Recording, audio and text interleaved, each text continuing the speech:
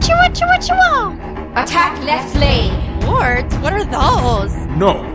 Can't tell you how many times I've just giggled my ass off. Attack the Gold Fury! Did you take a shower after that game and did you feel dirty? Group up! We were playing little footsies, I'm not gonna lie. Oh, you're fuzzy-wuzzy.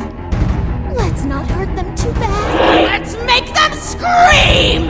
I need an adult. I need an adult. I'm so good, it's like a planet.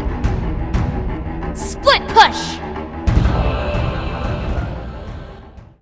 Howdy folks, Dirtnap's dad here. Welcome to episode 24 of Split Push. It's a Smite podcast, mostly from the console perspective.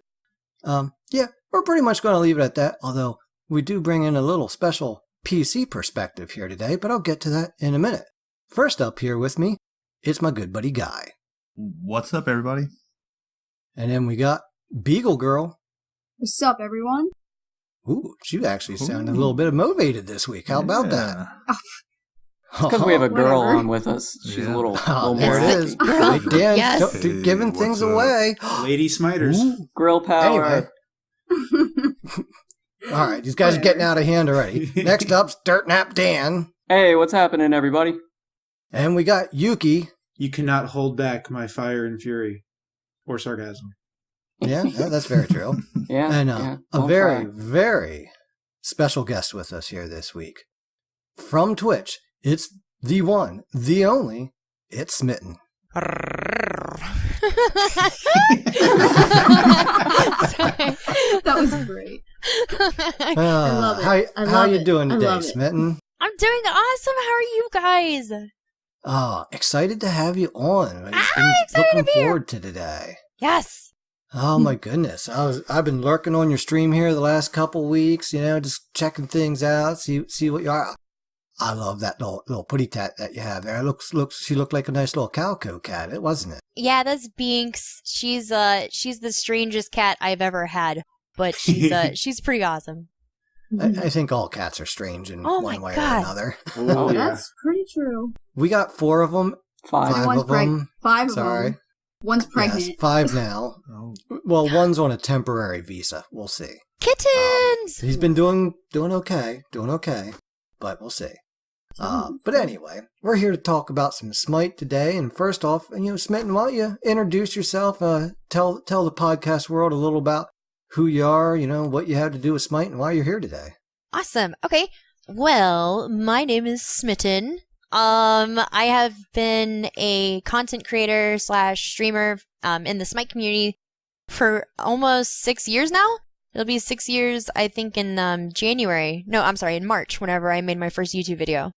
Came around during closed beta, and I had a YouTube channel under the name Gank First Gaming. It is a terrible name. All right, there's a whole story behind that. It is god awful.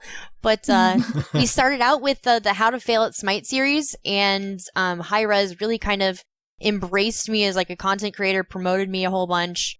And then a couple months later, I started streaming, and then I was like, oh my god, like I'm in love with the whole idea of streaming because like I'm kind of used to interactive theater.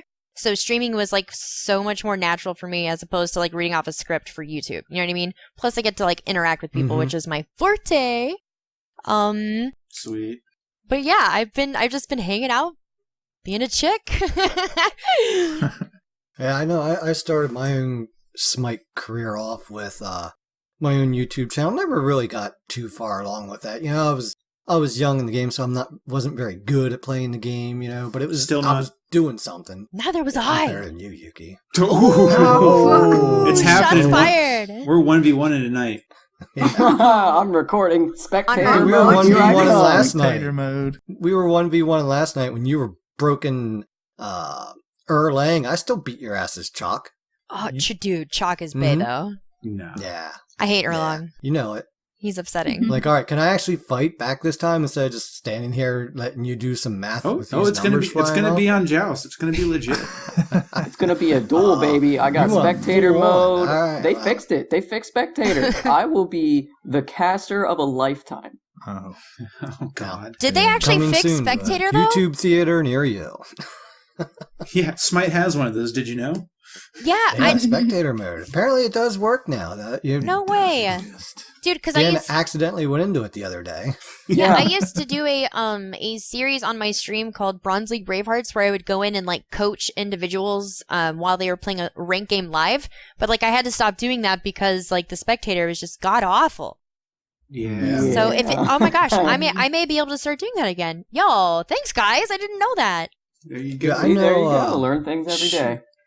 I forget who it was, but somebody I saw, it was a couple months ago, maybe half a year or so or more, but they were doing their YouTube content and they had the in-game view, but then they would mix in spectator views of it. Oh, nice. And it was just fantastic. And then I think I subscribed to them, but I don't know if, it just got lost in subscriber hell or what, or Yep. you know what exactly it was, but I don't remember seeing any since. Yeah, that's literally why I Sad stopped now I doing gotta YouTube. go figure it and find it out. Yeah. Like that's why I stopped doing YouTube is because like they started making your subscribers go through like series hoops in order to like find your content even if they were subscribed to your channel, you know what I mean? So I was like, okay. Maybe not. That was the last nail in the coffin for me. It really feels like YouTube has gone the wrong way. It has. For it. I mean, I know I was getting all excited because I was getting, at one point I was kind of chugging along and getting close to some of these goals. And then I stopped when we started doing the podcast. And then I went back in like a couple weeks later and I'm just like, what the hell kind of goals are this? I'm like, that's going to take like 4 years of solid doing this to even hopes to get to those levels. Yep. Oh, well, screw you, YouTube. Like, I'm heading over to Twitch. Exactly. That was exactly my thought. So, anyway, Smitten, I heard you talking earlier. You said you've been feeding a little bit today, huh? Oh my god. Dude, I don't know. Like, gosh, normally like the day stream games aren't nearly as bad as they were today. I have no idea what was going on. Like we were talking about maybe there was like a quest or something that all these people were trying to fill, but like they were intense. Like I had several 40+ minute games and it was like a struggle, you know? I'm just trying to chill, talk to my chat, you know, kind of give some like pointers and like different things, have conversations, but I couldn't because I literally it was either talk to my chat and die or like try to focus and win. You know what I mean? Like it's the struggle, man. Yeah. You know, I'm a very, very young streamer and, just hit, 50 subscribers here just the other Yay! week. And Congratulations! Silly. Yeah, it was a nice little plateau to hit, but I tell you, I actually set my phone up right beside me so I can, like, if people chat that I can see it. It's a little harder on console, I think. Oh, yeah. I don't know, but for me, it's like, as an old man, to see my computer screen where it needs to be, it's hard to read the text. So I cheat and have my phone, so I have the chat open right beside me so I can see it. But then it's still, I get so focused on the game that it's hard to, make that switch back and forth. Because I'm very competitive, and you can ask Dan. He was 2 years old. He'd hit a fly ball and wiffle ball, and it'd be a foul ball. I'm still running and diving to make that catch. You're out, boy. People yell at me, you should let him get a hit. I'm like, what's that going to teach him in life? Nothing. Nothing. Taught me to quit playing baseball. So that means you're an Just F7 kidding. warrior, right? Not per se. Oh my Now, god, I will accommodate my group if they're done with the game. Oh, you're nice. We gave up last night because we were being snarky, and who was it? Guy needed the 5-minute Gold Fury, and Yuki needed both the Gold Fury and the 10-minute Fire Giant. We did both, and then we're like, we're so far behind now. Let's just get out of here. See that I can totally understand, but like I never let anybody, like if I'm determined, like I don't let anybody in my party surrender. I actually get like mad if somebody tries the F6 like in my VR games. I don't know why it bothers me so bad, but I do know why it bothers me so bad. I really genuinely think that any game is winnable. But like people's emotions and their salts and their competitiveness, all of that gets in the way of you being able to pull out a freaking W. Sorry, I don't know if I'm allowed to curse. Can I You can do swear? whatever the fuck you want. Oh, Yes, yeah, fuck you can yes! say whatever the All hell right, comes okay. to your fucking mind. Man, it's been so long since I've had to like be PG that I'm so scared. I don't know if I yeah. can anymore. So okay, yeah, we awesome. try not to be too vulgar.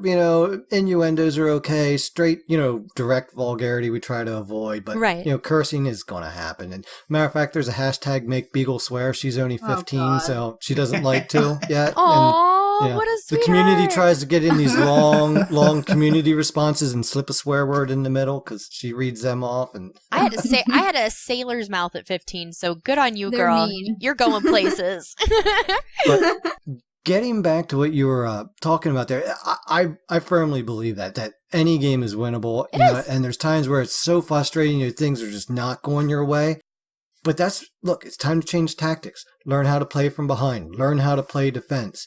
We had a game the other day. This is one of the games of the week that I think almost all of us want to talk about. I think Yeah. it was a match of attrition. Well, Yuki, this is one you were out, but Dicey was in. Mhm. So 4 days ago, we're playing a conquest. Uh-huh. I'm in solo lane as Sun Wukong, and I actually got to play against another warrior, which is great, because I miss those days of 2 warriors in the slap fest over there. There's Yep. too many mages and other crap going over there nowadays. Yes, there is. Guy was in mid as Alpoish. My dude. Beagle as Izzy, and Dicey as Terra over in duo, and Dan skirting through the jungles as Sasano. Oh my Which god. We're I fighting was this listening to the stream today, and I heard you talking about how rare it was to see a jungle main. Well, you found one.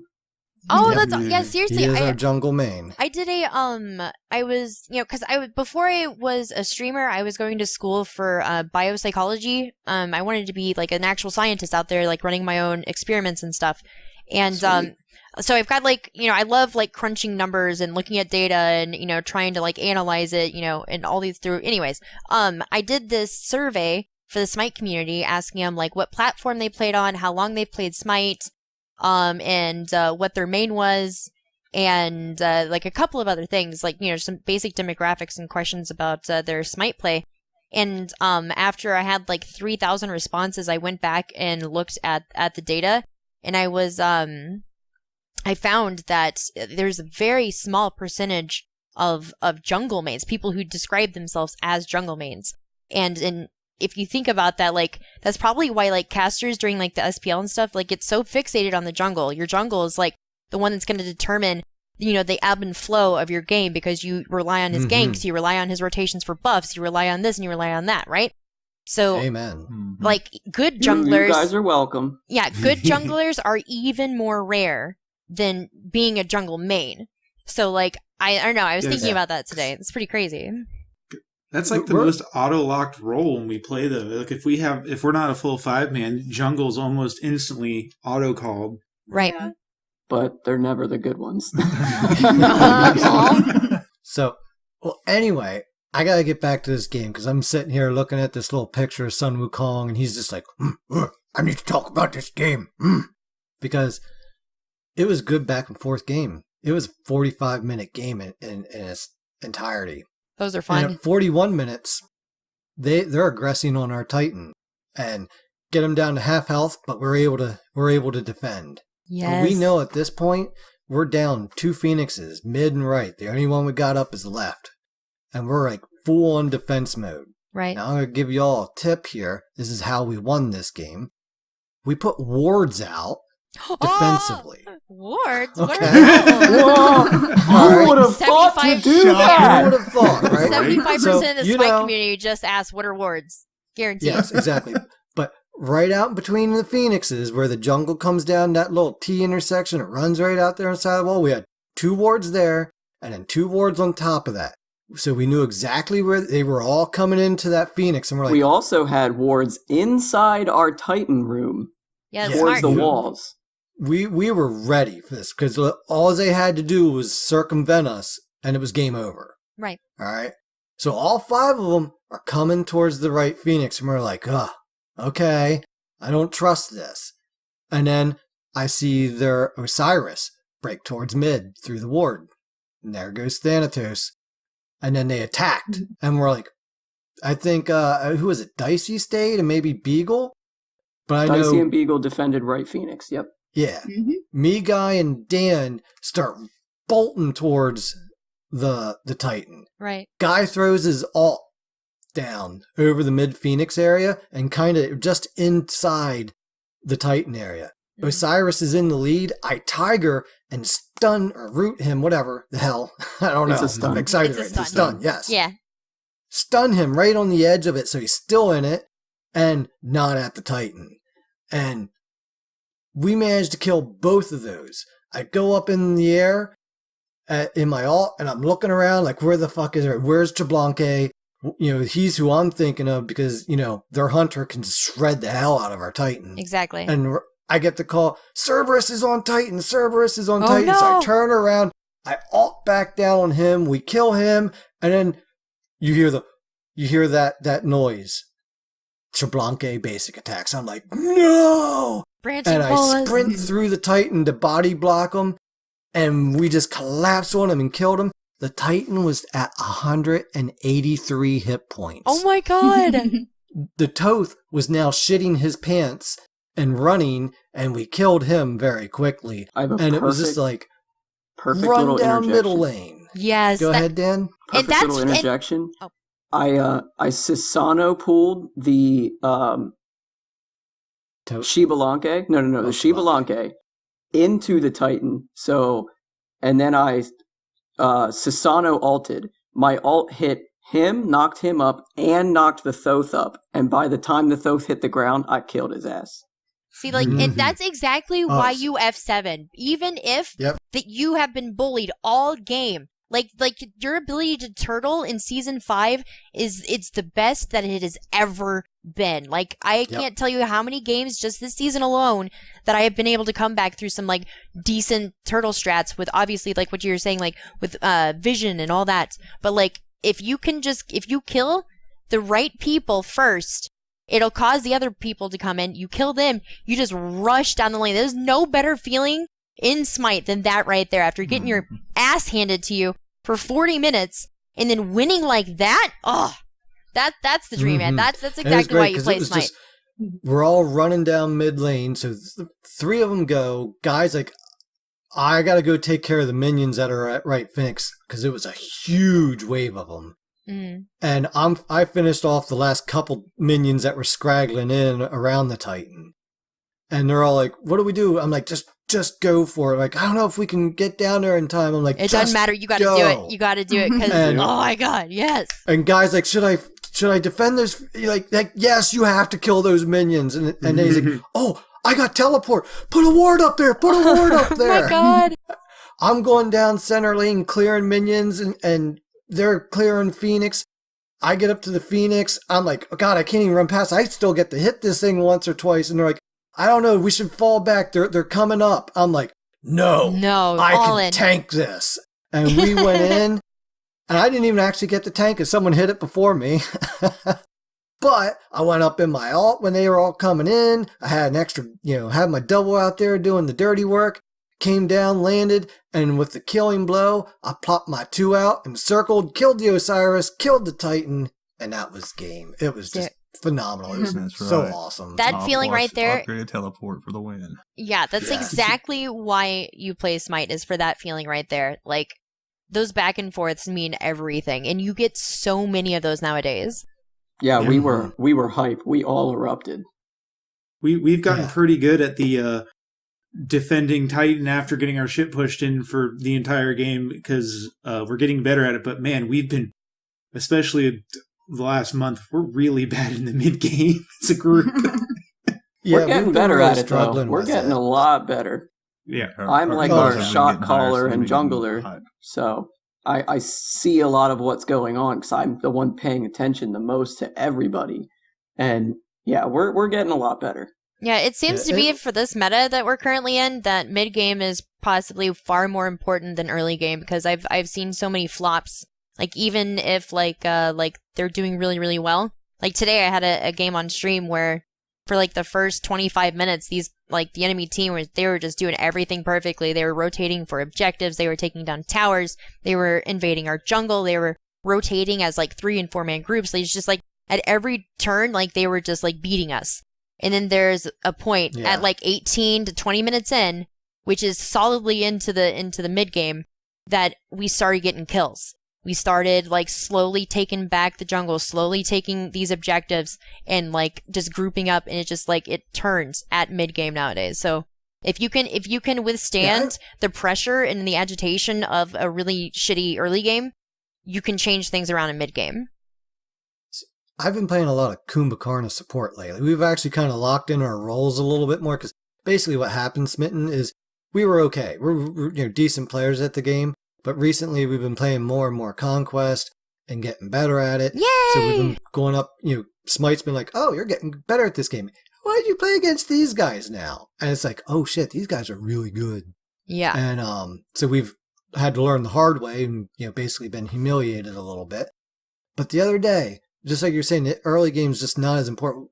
I'm pretty sure I was Kumba. I forget which match it was, but they had a Baron support on the other side. Oh, I love Baron. Yeah, me too. But he went with his one. We have to stop first. the podcast, guys. Oh, no, we don't. Oh, okay. We're okay. But Yeah. Are those Baron fighting too. words? No. Apparently, I really like Baron. I actually think I really enjoy that he's so versatile, and part of that's the current season and meta, and part of that's Yes, versatility. Specifically his kit. I have some withstanding issues. 11 nerfs in with his kit though. So Well, see, like yeah. I But this loved Baron, him so much. He took his 1 first. And I'm like, I've been playing a lot of Baron support, and I've been going with the 2 first because I think it gives a much better sustain in the lane. Definitely, But they went for that aggressive start. I'm like, that's a good path that you can go too. And they pushed us back to tower, but they couldn't take advantage of it because they pushed us back to tower, and we're just, don't matter. We can fight under tower and still get all the minion kills and not really lose at this. And I know exactly what's going to happen.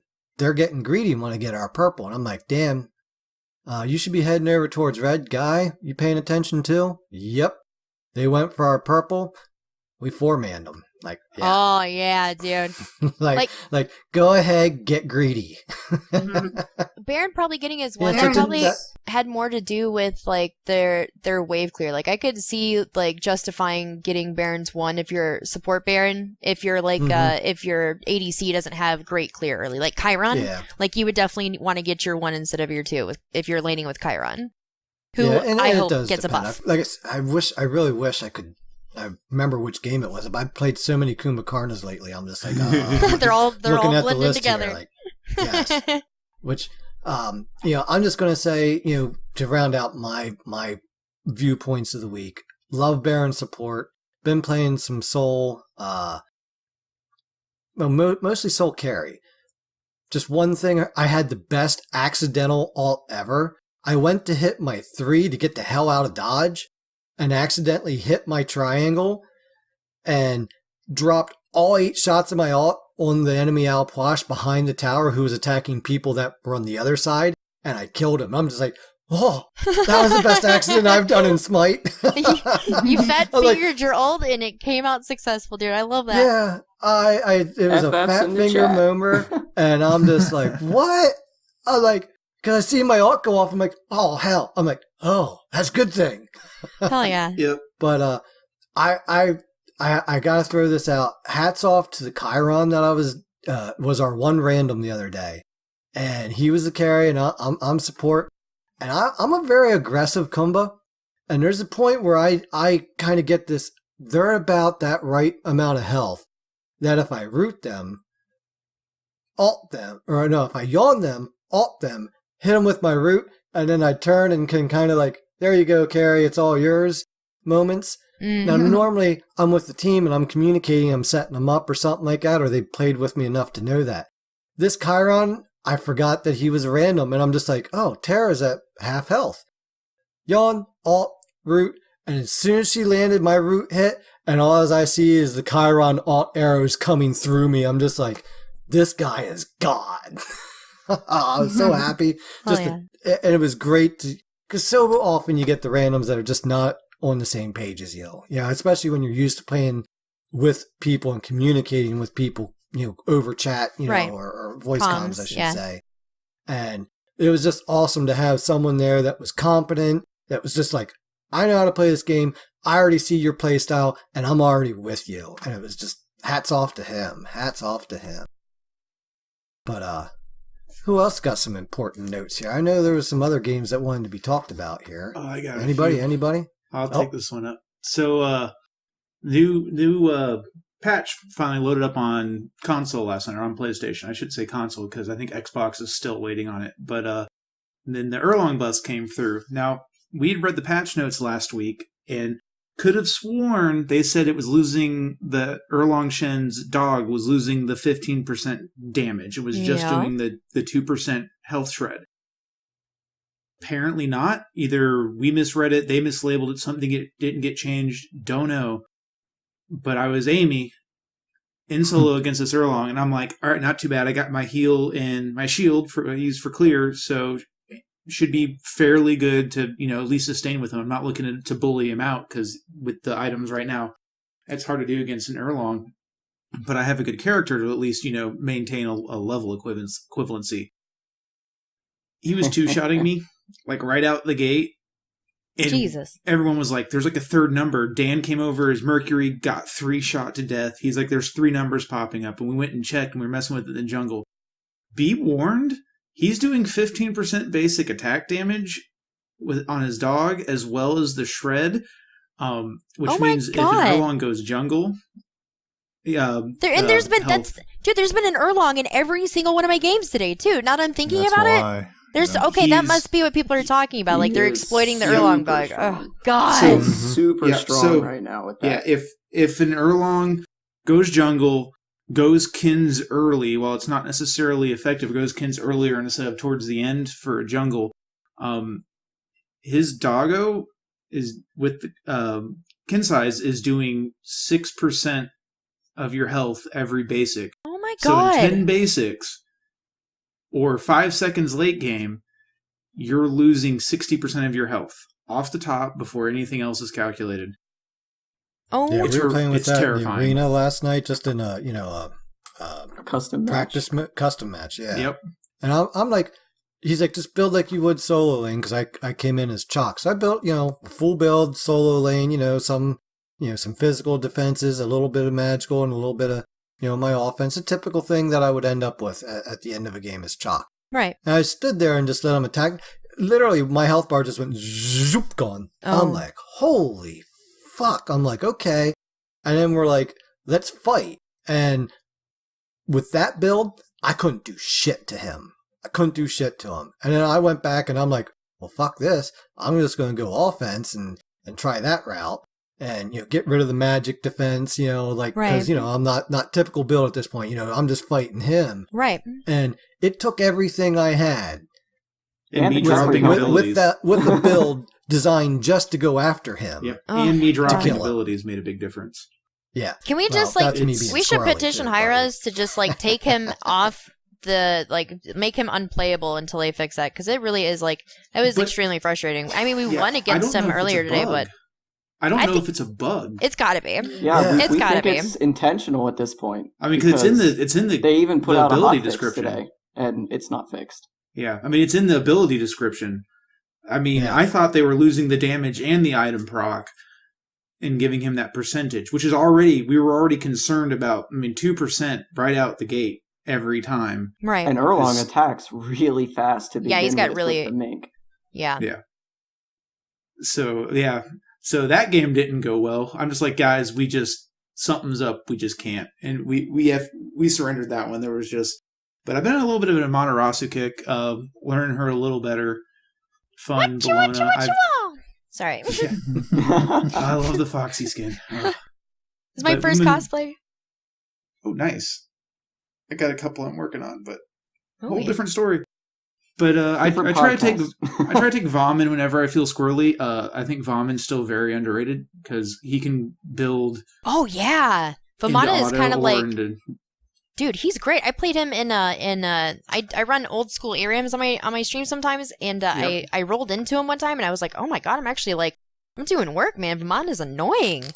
Yeah. And Every time I play him, I end up with top damage, top mitigated. He is an annoying little prick. He is. and right now with Berserker Shield out, what I've been messing around with him in solo lane is Well, in solo lane, your phone going off doesn't help, I promise. I wonder. 24 episodes, and now we're gonna learn to silence our phones. Even Berserker mine Shield. silence. Come on, Yuki. Berserker Shield All on right. Vamana. My brain's exploding. Nope, I've got you beat. You start with blessing.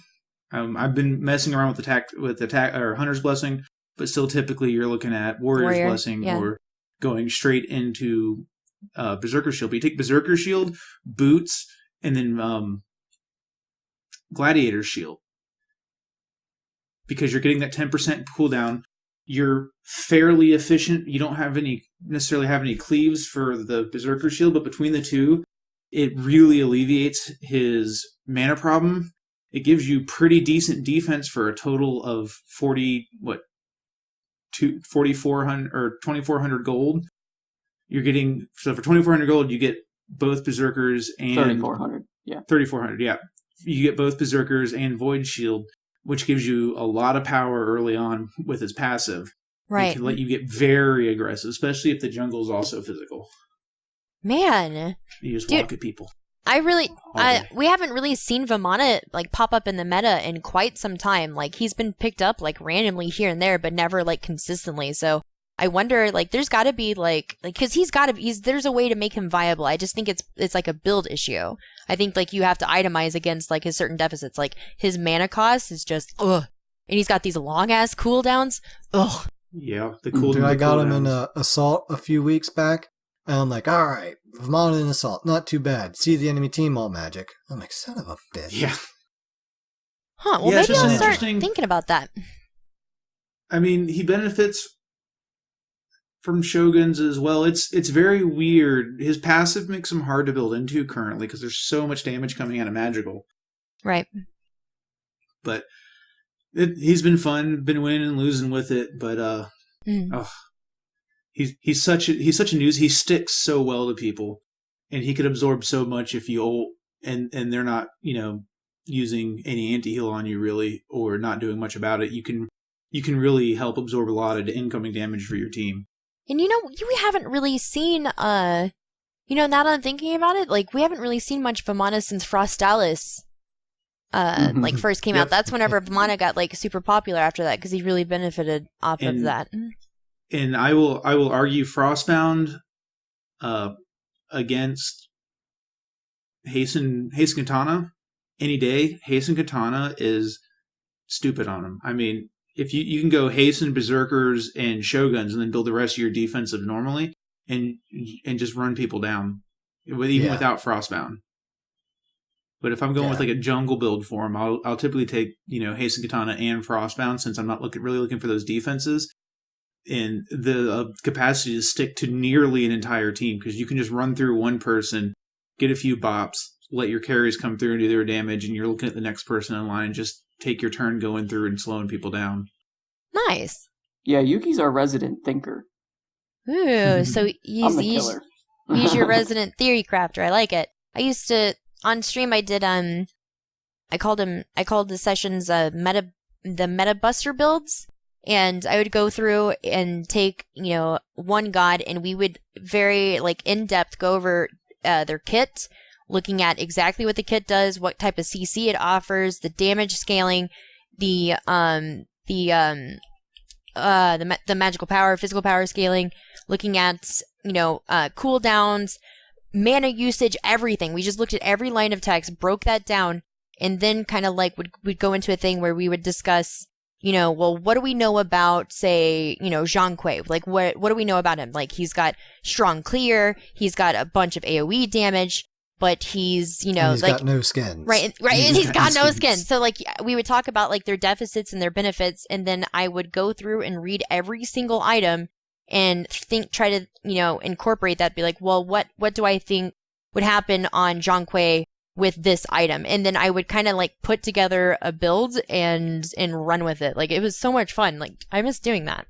So it's like Go ahead. No, you got. No, you go ahead. No, you first.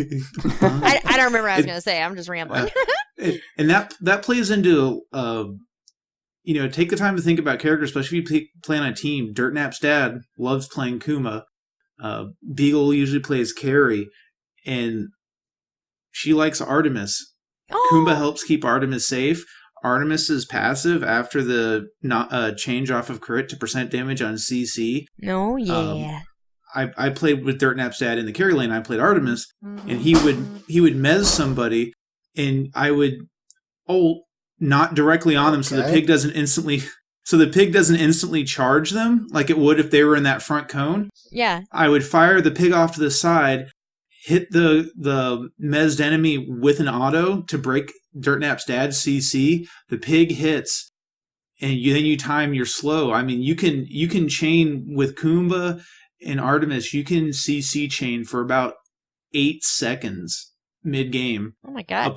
Applying her passive percentage damage or percentage gain on top of it. It's things like that I think people, if you play a role a lot, like it's worth it to think about interactions with especially in the duo lane where we have a support, and if they are picking that support, play it differently. In that situation, I took Jotuns on Artemis for the more consistent and lower cooldowns to keep playing into that Kumba just to keep the CC up. What I was losing in attack speed or damage, I was gaining through her passive. Right.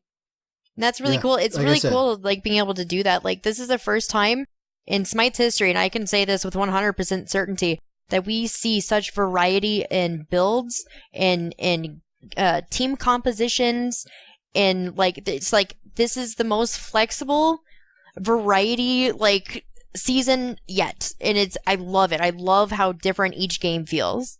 Speaking of that, Dan, why don't you regale us with your Kumba mid strategy? Oh my god. Okay. So the one night I was playing with Dicey Victory, who's one of our highest elo members that we play with all the time, and I always teased him that I was going to take Kumba mid, and I ended up going against a Zeus as Kumba mid, and I started the match off 5-0 versus that Zeus. That poor man has never gotten hit in the face with so many minions in his life.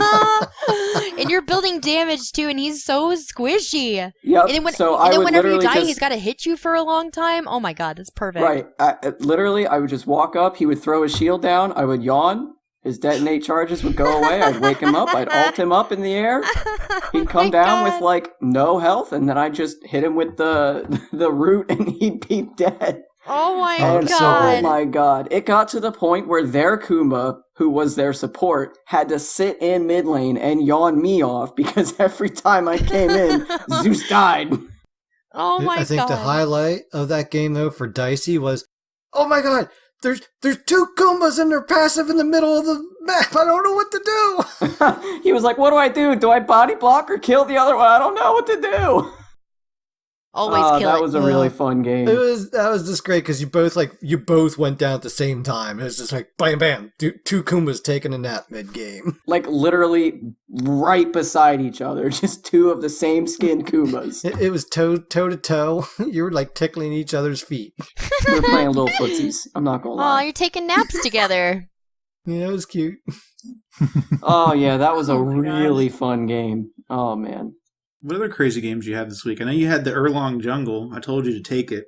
Okay, I've had so many good games recently, and I've had so many cool things happen this week. The one game I want to talk about is I played as... I almost feel bad, but I played the Morrigan Jungle, and my buddy Yuri went Loki solo, and I remember that. Guy was always saying how much he hated fighting Lokis, and we're all like, yeah, I hate Loki, and Guy's like, I'm not gonna lie to you guys, if I was good at Loki, I would play Loki all the damn time. Just pop out of the jungle, one-shot somebody, and walk away giggling my ass off. And I'm like, Guy, I am a diamond Loki. Like, I'm not gonna lie to you. I could do it if I wanted to. I just kind of feel bad. And so Yuri had this brilliant idea where he's like, well, Dan, you won't feel as bad if you're just the Morrigan, And I was like, oh, okay. So I went 10-2 and 11 that game, and I think 8 out of my 10 kills were Loki ults. I mean, it was just hilarious. Loki's really annoying in Conquest, man. People would get half health under tower, and I would just invis, alt, dead. Walk away.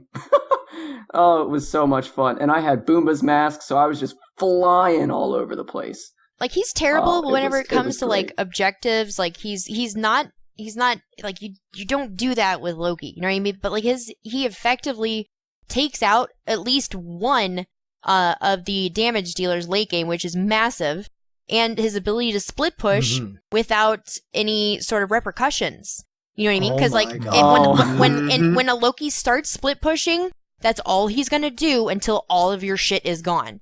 So if you ever see a Loki split pushing, you hammer his ass with 5 people. 5 people is the only way to get him to stop. Speaking of another one of Dan's highlights of this week. Speaking of another highlight of the week. Oh, God. Guy convinced me to play Loki, and I think I killed 10 Phoenixes by myself that match. Oh my God. They were kicking our ass. But we had a Loki that would split push, and they just didn't collapse on him. They just every didn't. time they Did you sent take a one shower person, afterwards? and it was their 12-star Scotty, and I just you got 12 stars, but I can press 4 and you're dead. Did you take a shower after that game, and did you feel dirty? Because I would need to shower profusely. I felt like I needed a couple showers, honestly. Oh, God. But, it was so much fun. It was so much fun. You're the so Loki that I hate. I would walk The amount through of team fights stars on invisible, that just team, giggling, too. and then I would kill their carry and then go just kill another tower. It's I'm really so annoying. proud of myself for being bad at Loki. He's the most effective it's split okay. pusher right now, because that decoy still, it doesn't, remove protections or anything from the tower, but, like, it's still super, super effective for split pushing. That is annoying having to deal with, because nobody else can split push as effectively as he can. You could just decoy from the jungle, and they're like, why are our waves so pushed up? Yep. Yep. Did we win that game? Oh, yeah, we won that game. Yep. Yeah, I thought so, but I wasn't positive. What That did you was a think? long, hard They didn't have any victory. Phoenixes, never. Like, I your would team could not be let them. feeding. Your team could be feeding their brains out, but if you I think are they just were a out there little bit. split pushing and just taking out, like, one person at a time, like, Loki just chips away at an entire game. He just keeps chipping and chipping and chipping. If he doesn't kind of, like, reined in or brought under control, they're gonna win the game. Yeah. And then I That game might remember end closer up on to my the YouTube end of the channel this game, week. they started sending like 3 people after me, and I would get a double kill, and then the rest of my team would have already killed the other 2, Exactly. and been pushing up the opposite end of the map. And I'm like, yes, go, my lovelies, go. Especially if you've got, like, It's really unfortunate because on console, I mean, without the ability of mouse movement in the keyboard, getting your relics off fast enough or turning around fast enough, I mean, he's however effective he is on PC, he's easily twice as effective on console. Oh, yeah. Lord. Yeah, I'll give it that. Poor console players. I'm so sorry. It is a different beast for us. There's things that, that for PC players, we'll talk about being a tough thing, and you're like, what? Scotty And it's Dog. just like yeah, Scotty Dog. Oh my God. I hate Scotty Dog. Because I don't know when the sound effect is not loud enough for me to know that it actually went. The first thing I hear is the whistle. Oh, he's coming back now. Damn it. I had him on. Yeah. But, any point and click on ability PC, is like point and that. click done. Yeah. All right. Scotty Dog, Kepriel, Rommel. Oh, Rommel is literally impossible. Rommel, It's not possible, but being quick with it. Yes. I have like probably the best mechanics, I think, on our team, and I think that's been admitted. And I'm not trying to toot my own horn or anything, but I do think that. And I can't hit Rommels consistently because, like, you push the stick a half inch and the Rommel just flies halfway across the map to max range, and you're like, what the hell? Yep. Man, I've yet to play console Smite. I may end up doing that. I'm going to my friend's house tomorrow, and she plays console Smite, so There you go. I'm gonna Play have ROM to and try it cry. out. It's an interesting challenge. Yeah, it is a little bit ridiculous because I know when we listened to Defend Middle Lane, I asked the one guy that was a hunter main, I'm like, look, I need to work on my autos. Who should I play? And he's like, play ROM. I'm like, all right. So I'm playing ROM, and then I go up in this alt, and I'm like, oh, I gotta change my sensitivity because I had really high sensitivities. Yeah. And I had to pull back that stick's sensitivity way down to even be able to get it to a point where it only flies, a quarter of the way across the map, with barely touching Yeah. it. And it's just, it's one of those things where you kind of like, I'm wasting most of my time to line up 3 real quick shots right in this area. Right. Yeah. Another really fun game I had a game as Giannis, and everybody hates Giannis because he just runs you around in circles and nobody can do a damn thing about it. It was so much fun. I Except can't for tell you how Kumba. many times I saw the enemy Loki the behind the portal that I just went through. Like, the poor guy. No. The poor guy. I felt bad. And I think Yeah, you Beagle did. has a great story from that Oh game. my god, yes. So, at one point, you said I was playing You were Carrie playing as Soul, Carrie. right? Yep. Yeah. I don't remember, literally pretty much anything about the game because it was, so long ago, or at least it feels like it was. Right. And I was in trouble, and I was like, yeah, I'm gonna die here. And Dan goes, quick, go to the portal. I was like, what portal? Where? It's too late. I'm at 200 HP. Oh, I found it! And I ran right through it and made it just in time. And I was just like, what So just I happened? kind of remember what had happened. She had gotten taunted into tier 2 tower by Athena, and there was an Apollo and a Loki nearby. They started just destroying her. And I was like, oh shit, portal, come to me. And she's like in her 3 looking around like, holy shit, where's the portal? And she made it through with less than a bar of health. And she was like, oh my god, Dan, I love you. And I just walked away like, don't tell me I'm not the best. Dude, I was just sitting there like, oh my god, I can't believe I just did that. What- Go ahead. What else you been up to this week, Beagle? Yeah, that's what I was Alright. going to say. So there's actually a few good games that I've had recently. I've been playing a lot of Baron Somni, and I've been not only just playing him in other game modes beside Conquest, I've been playing him in mid and solo, because I've had to play solo for a couple times, and all I have to say is that sometimes it's really fun, and sometimes it's really not. It's yesterday, I played a Conquest. We did win this game. It was me, Dan, Dad, Yuri, and Guy. I was Baron solo, obviously, against a Kugel lane. And I was just like, ugh, that means every time he rages, I'm gonna have to go sit in my tower and wait for him to be done. Right. Throwing his little temper tantrum. Yeah, there's a little temper tantrum. I gotta wait, whatever. But, dude, oh my god, I ended up kicking his butt. He was just... I died 3 times that game. I don't remember if it was He was exactly just all from raging him, mad. but he had to, dude. He had to have been. I know that I was just doing super good. Who was their jungler? It was a Pele. I don't think I've ever seen her. And if I did, I kicked her butt too. I don't know. My memory sucks. And I ended up going 7, 3, and 15 that game, and it was just hilarious how I was just beating him. And, oh crap, no. Why? It just left my head. No, wait. There was a game where... Oh, yeah. I remember.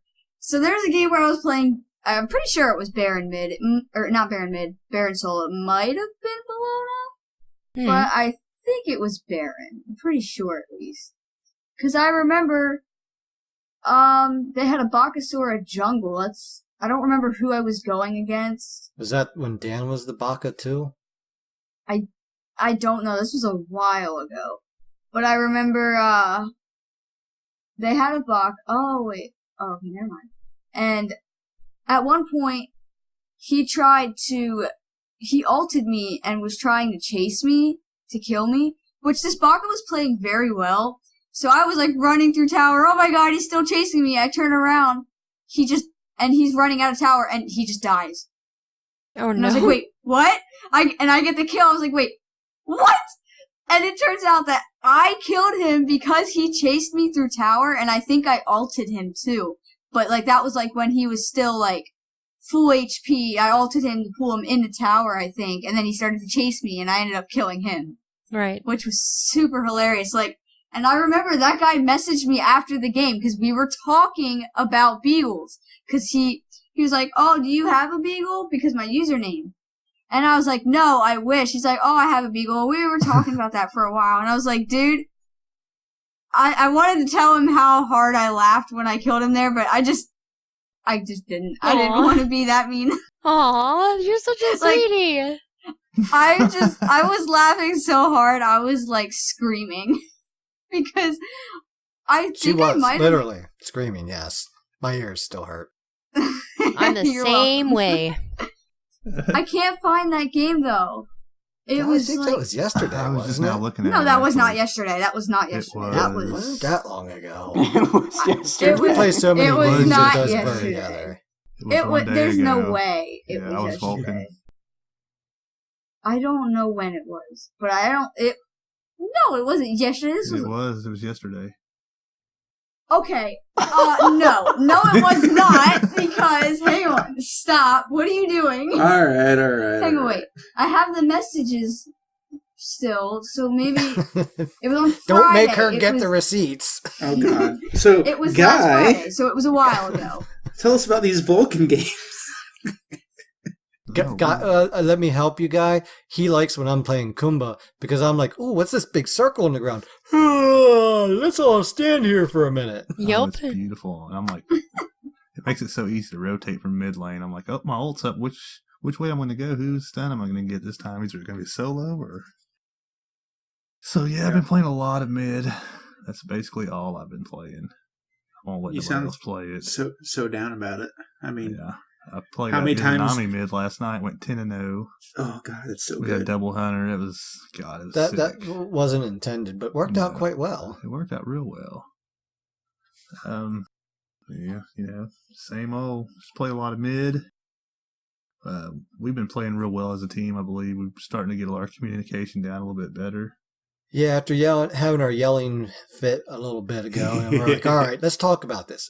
What we're getting against these better players. What do we do? Are we going to continue to play and learn and get better, or are we just going to, go for the have fun and let our elo settle itself back down to where it was?" And Right. we all decided we wanted to get better, and we hashed it out in the Discord in the leader chat, and came back in and started playing, and it was like night and day. It's like, all right, I don't care if they're better than us. Let's have at it. Yeah, and that's where the role settling really helps. I believe that's Yeah. what I think. The role settling has really helped a lot because it helps everybody settle into where they're supposed to be. You kind of can know all the time where you should be. And Yeah, I'm not Howdy, gonna folks. lie. I'm pretty uncomfortable outside the jungle. I always feel like I'm like way overwhelmed. Like I don't know what I should be doing right now. I feel like I should be on my speed buff. Damn it. Yeah. I feel like you should be rotating. Howdy, folks. Dirt Nap support here. yeah. It's working out, especially because I all of love us support, though. have like your per whatever role we're playing. We have the common picks, but like especially me, I love Athena. I'll play Athena carry. I don't give a shit. But having her in solo, Dan's been working with Chernobog for jungle, which the clear's a little slow. But In the beginning. but the team rotational capacity not being tied down to the duo lane means that either of us can show up at either lane, and we're getting better about that kind of thing. But we're also getting really good at unconventional picks in those roles, which can bring a lot of dynamic and make it hard for the enemy team to play into it because they're not used to seeing not Exactly. necessarily in a Yeah, in a especially thing to when player and- I'm playing a soul carry, Dicey's playing a Hercules support, and Huh. Yuki's playing an Athena solo. Their solo lane's running over there with physical defense, and it's like, oh shit, what's this? yeah. What's this bullshit? Meanwhile, over in duo lane, people are flying all over the place, getting pushed around, slowed down, and having and Soul's Fury come flying upon them. Right. Yeah, I've been keeping an eye on all our elo, and it's slowly everybody's elo is going up. Everybody's in our little group. And, Yeah, the been a lot admittedly of fun. very Last week has been really a lot of fun. I think even the losses have been fun. We've had a lot of great defenses. I'm kind of like you. I personally don't like to surrender, so I'm always like that last guy to hit that surrender button. That's me. Other than that, we've just had a lot of fun lately, and like I said, our communication is getting a lot better. We've went to one shot caller, and that's the shot caller, and we try to veer away from that, and that's helped a lot. So, but that's about it. Don't really talk about my games too much. Yeah. He's our humble player. Aw, every group needs one of those. You guys have great group synergy, is what it sounds like. AKA, he just forgets and doesn't take notes. Pretty much. Yeah, me and Dan yell at each other. Even he's like, "What'd you want me to do?" I'm like, "I didn't expect you to do anything. I'm still going to yell at you for not being here, Jungle." I do actually have one more cool thing to say that I did forget. I actually qualified for my ranked jousts finally and got placed Plat 3. Holy crap. That was just the game. I was just about to talk about that game last night where we defended and we came back and that was won such a that good joust. game. Gosh. 5, Dan. Now you've put the pressure on me to make sure I finish out my joust rank or qualities in a very good fashion. I went 8-2. I don't think I've ever qualified in Joust above silver. I forget what I am right now. I think I only have 2 losses. Because I was 4-1, and then we played a couple. We did lose one, so I think I'm like maybe 5-2 or 6-2. Yeah, somewhere in there. Let's give a shout out to my ranked joust crew there, Dicey and Dirt Naps Dan. We've been killing it in there. So, oh my god, yeah, we've been doing hella good. Yeah, I still like joust. I come and go with that mode sometimes, but I've been let's play some ranked joust again. Yeah, I'm having fun with that. All right, we're gonna do New Oz lore. Are we gonna go into her? Oh yeah, I think we've been chatting for a good little bit here and having some fun. So yeah, let's get on to this week's session of progression, where we're going to be talking about Nuwa. Yuki, why don't you give us some lore? All right, so this week we've got New Oz lore coming up here, and she's another one of those interesting ones. There's a couple of quirky points. She shows up mostly in the book we've talked about before, which is the Feng Shen Yan Yi, which is the big, collection of Chinese mythology. She plays a couple of roles, but most of what you're going to notice is her kit is very, very lore reliant. Even with the new kit instead of the original one she had. But the 5 gems that used to be part of her kit and now the ones that float around her hand and she throws out were forged to help stabilize Earth and quell the fires, because she comes in and the 4 pillars holding up the sky from the Earth had been destroyed.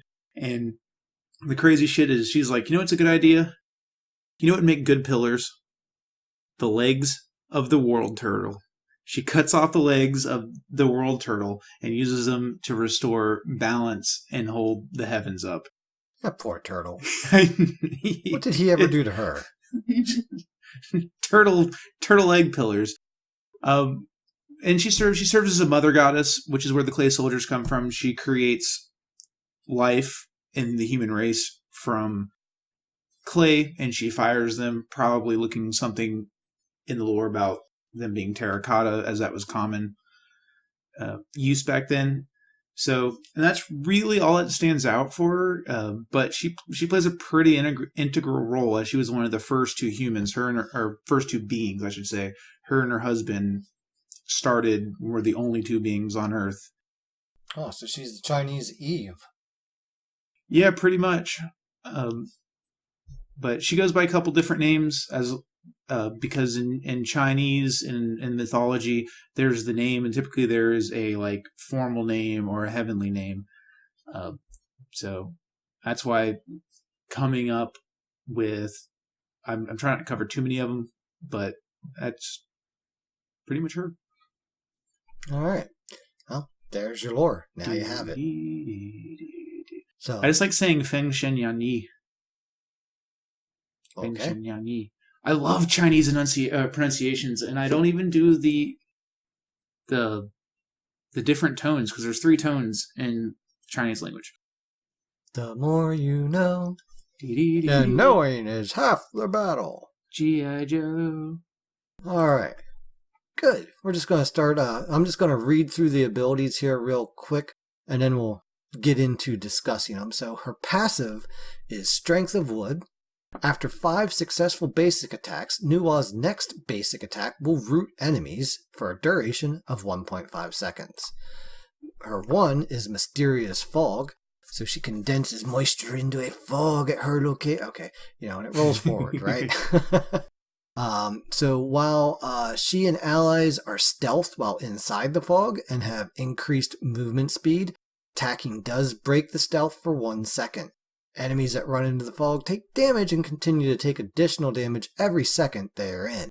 Damage scales from 50 to 150 plus 50% of your magical power. Damage per tick is 10 to 50 plus 10% of your magical power. Lifetime is 6 seconds and gives a movement speed bonus of 10%. Clay Soldiers. Yep, y'all know it. She summons those rat bastards and sends them at you, right? Y'all are rat bastards. She conjures, it scales from 1 to 3, with 2 being the medium from levels 2 through 4 there. On that, soldier's health is 200 plus 20% of your maximum health. Hello, Tankwa. And dash magical protection per stack is 4 to 20. Basic attack damage is 20 to 60 per hit. So yeah, they do dash at enemies once they get close to them there. Kind of skipping over that part. Shining Metal. Ooh, yeah, this is the one that hurts. So Newall launches a massive shining metal, damaging all enemies it hits. If it hits one of her clay soldiers, oh yeah, it explodes, dealing damage and stunning enemies. Damage scaling from 90 to 250 plus 75% of your magical power. The minion explode is 30 to 150 plus 25% of your magical power, and the minion stun duration is 1 up to 1.4 seconds. And then you got her ult. Her 4th ability, Fire Shards. Nuwa flies up into the clouds, gaining visibility on all enemy gods. They were using that a lot on us last night to try to figure out where the hell we were in that match. We were running all over the place, getting the Gold Fury and the Fire Giant. Not good enough to stop us, though. She summons fire shards from the sky to damage each one of them, and as she lifts off the ground, she can pass through player-made deployables. Damage for this is 100 to 400 plus 30% of your magical power. On an assault note, it also, if you wait a moment after you're done with your build, because you will fly off the fountain with this, you can see what your enemies are building. So if your tank's like, oh, I'm not sure what to build, well, give it a minute. Let me fly up and I'll tell you. So, Smitten. Yes. You're our expert here, I hear, on Nuwa.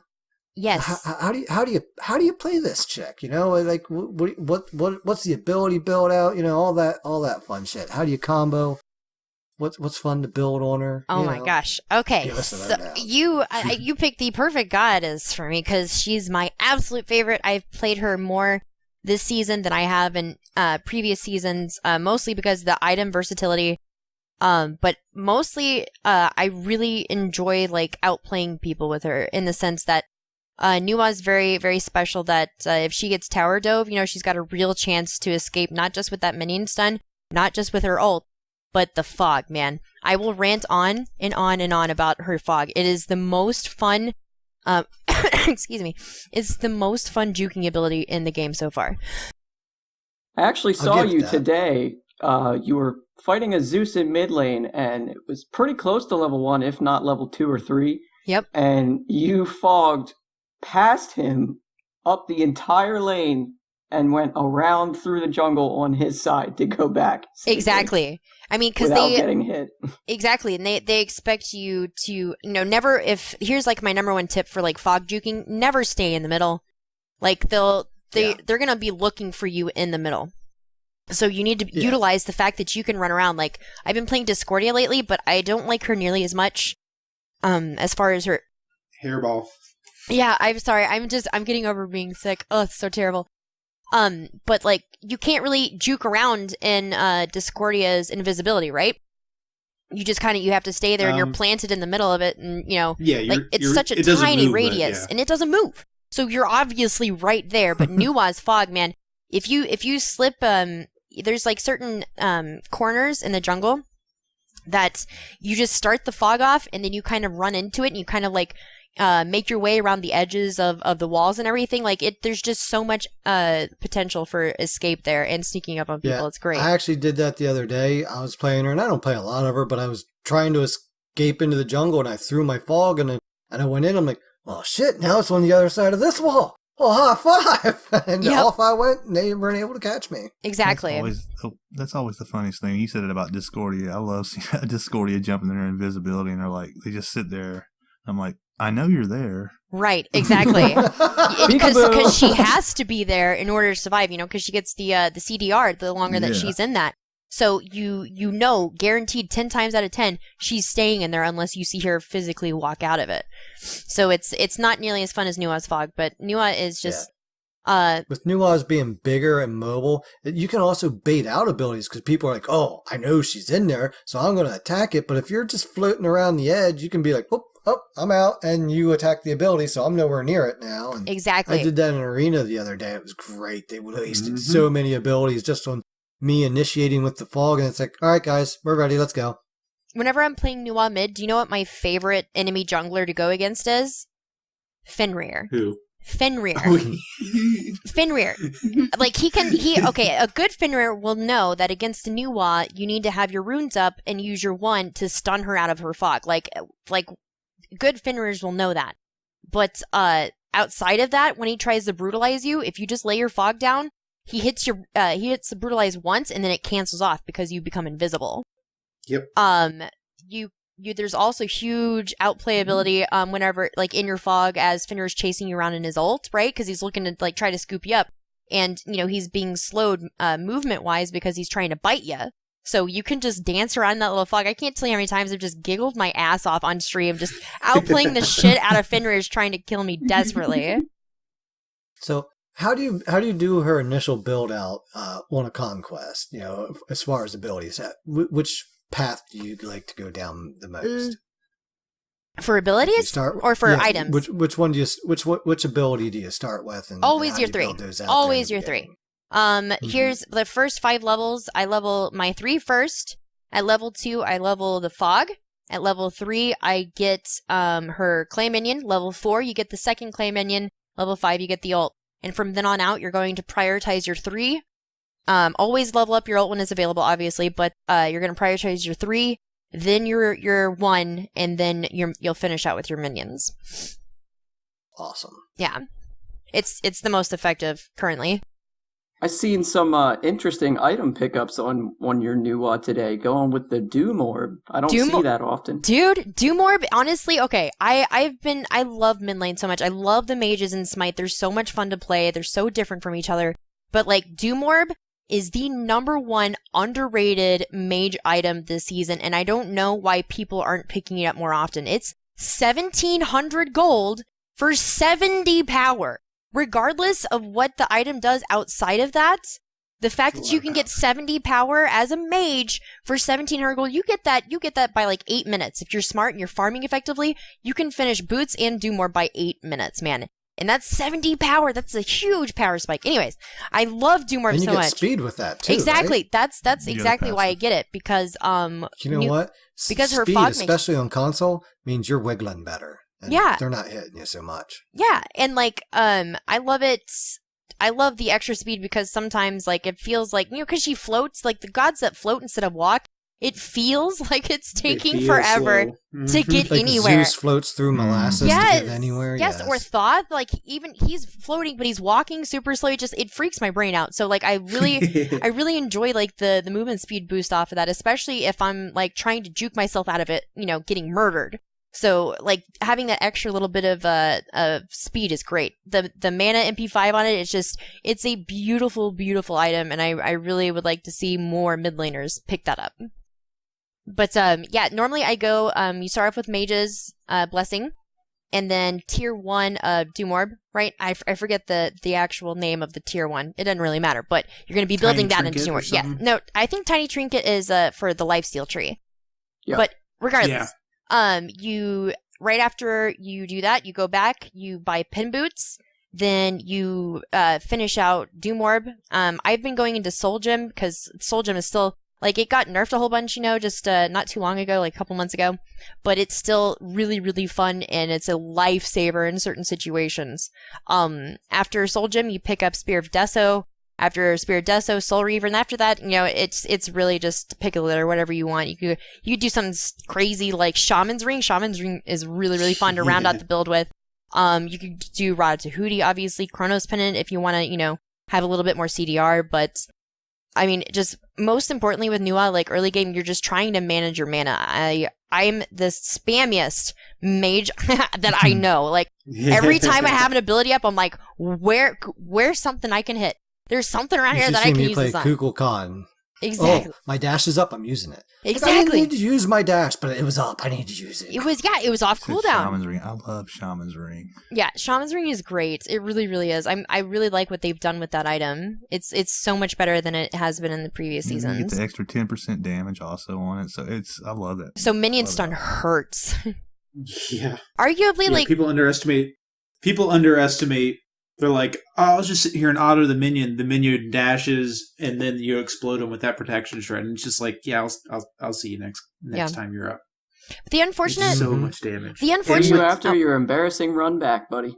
Yeah, the unfortunate part about Nua is that she'll never. I've been to like a whole bunch of different pros like streams being like, play with Nua, because like I love like watching people with better, with better skill than I, just absolutely demolish with her, but like.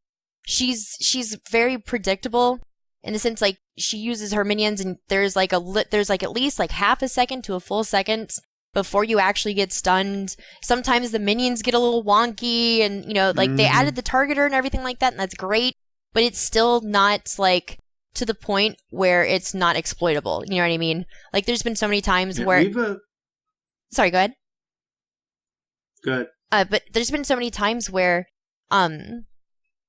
you go to do the minion explosion and it literally looks like it's going to hit, like you're threading that your shining metal into the two minions, and in your brain you're like that's gonna hit, and it doesn't. Somehow it passes underneath the elbow of the minion. I don't know exactly what's going on there, like the interaction, but it's still a little wonky, and which is unfortunate because like I feel like she could be absolutely meta, but there's just a couple of things about her that are really frustrating.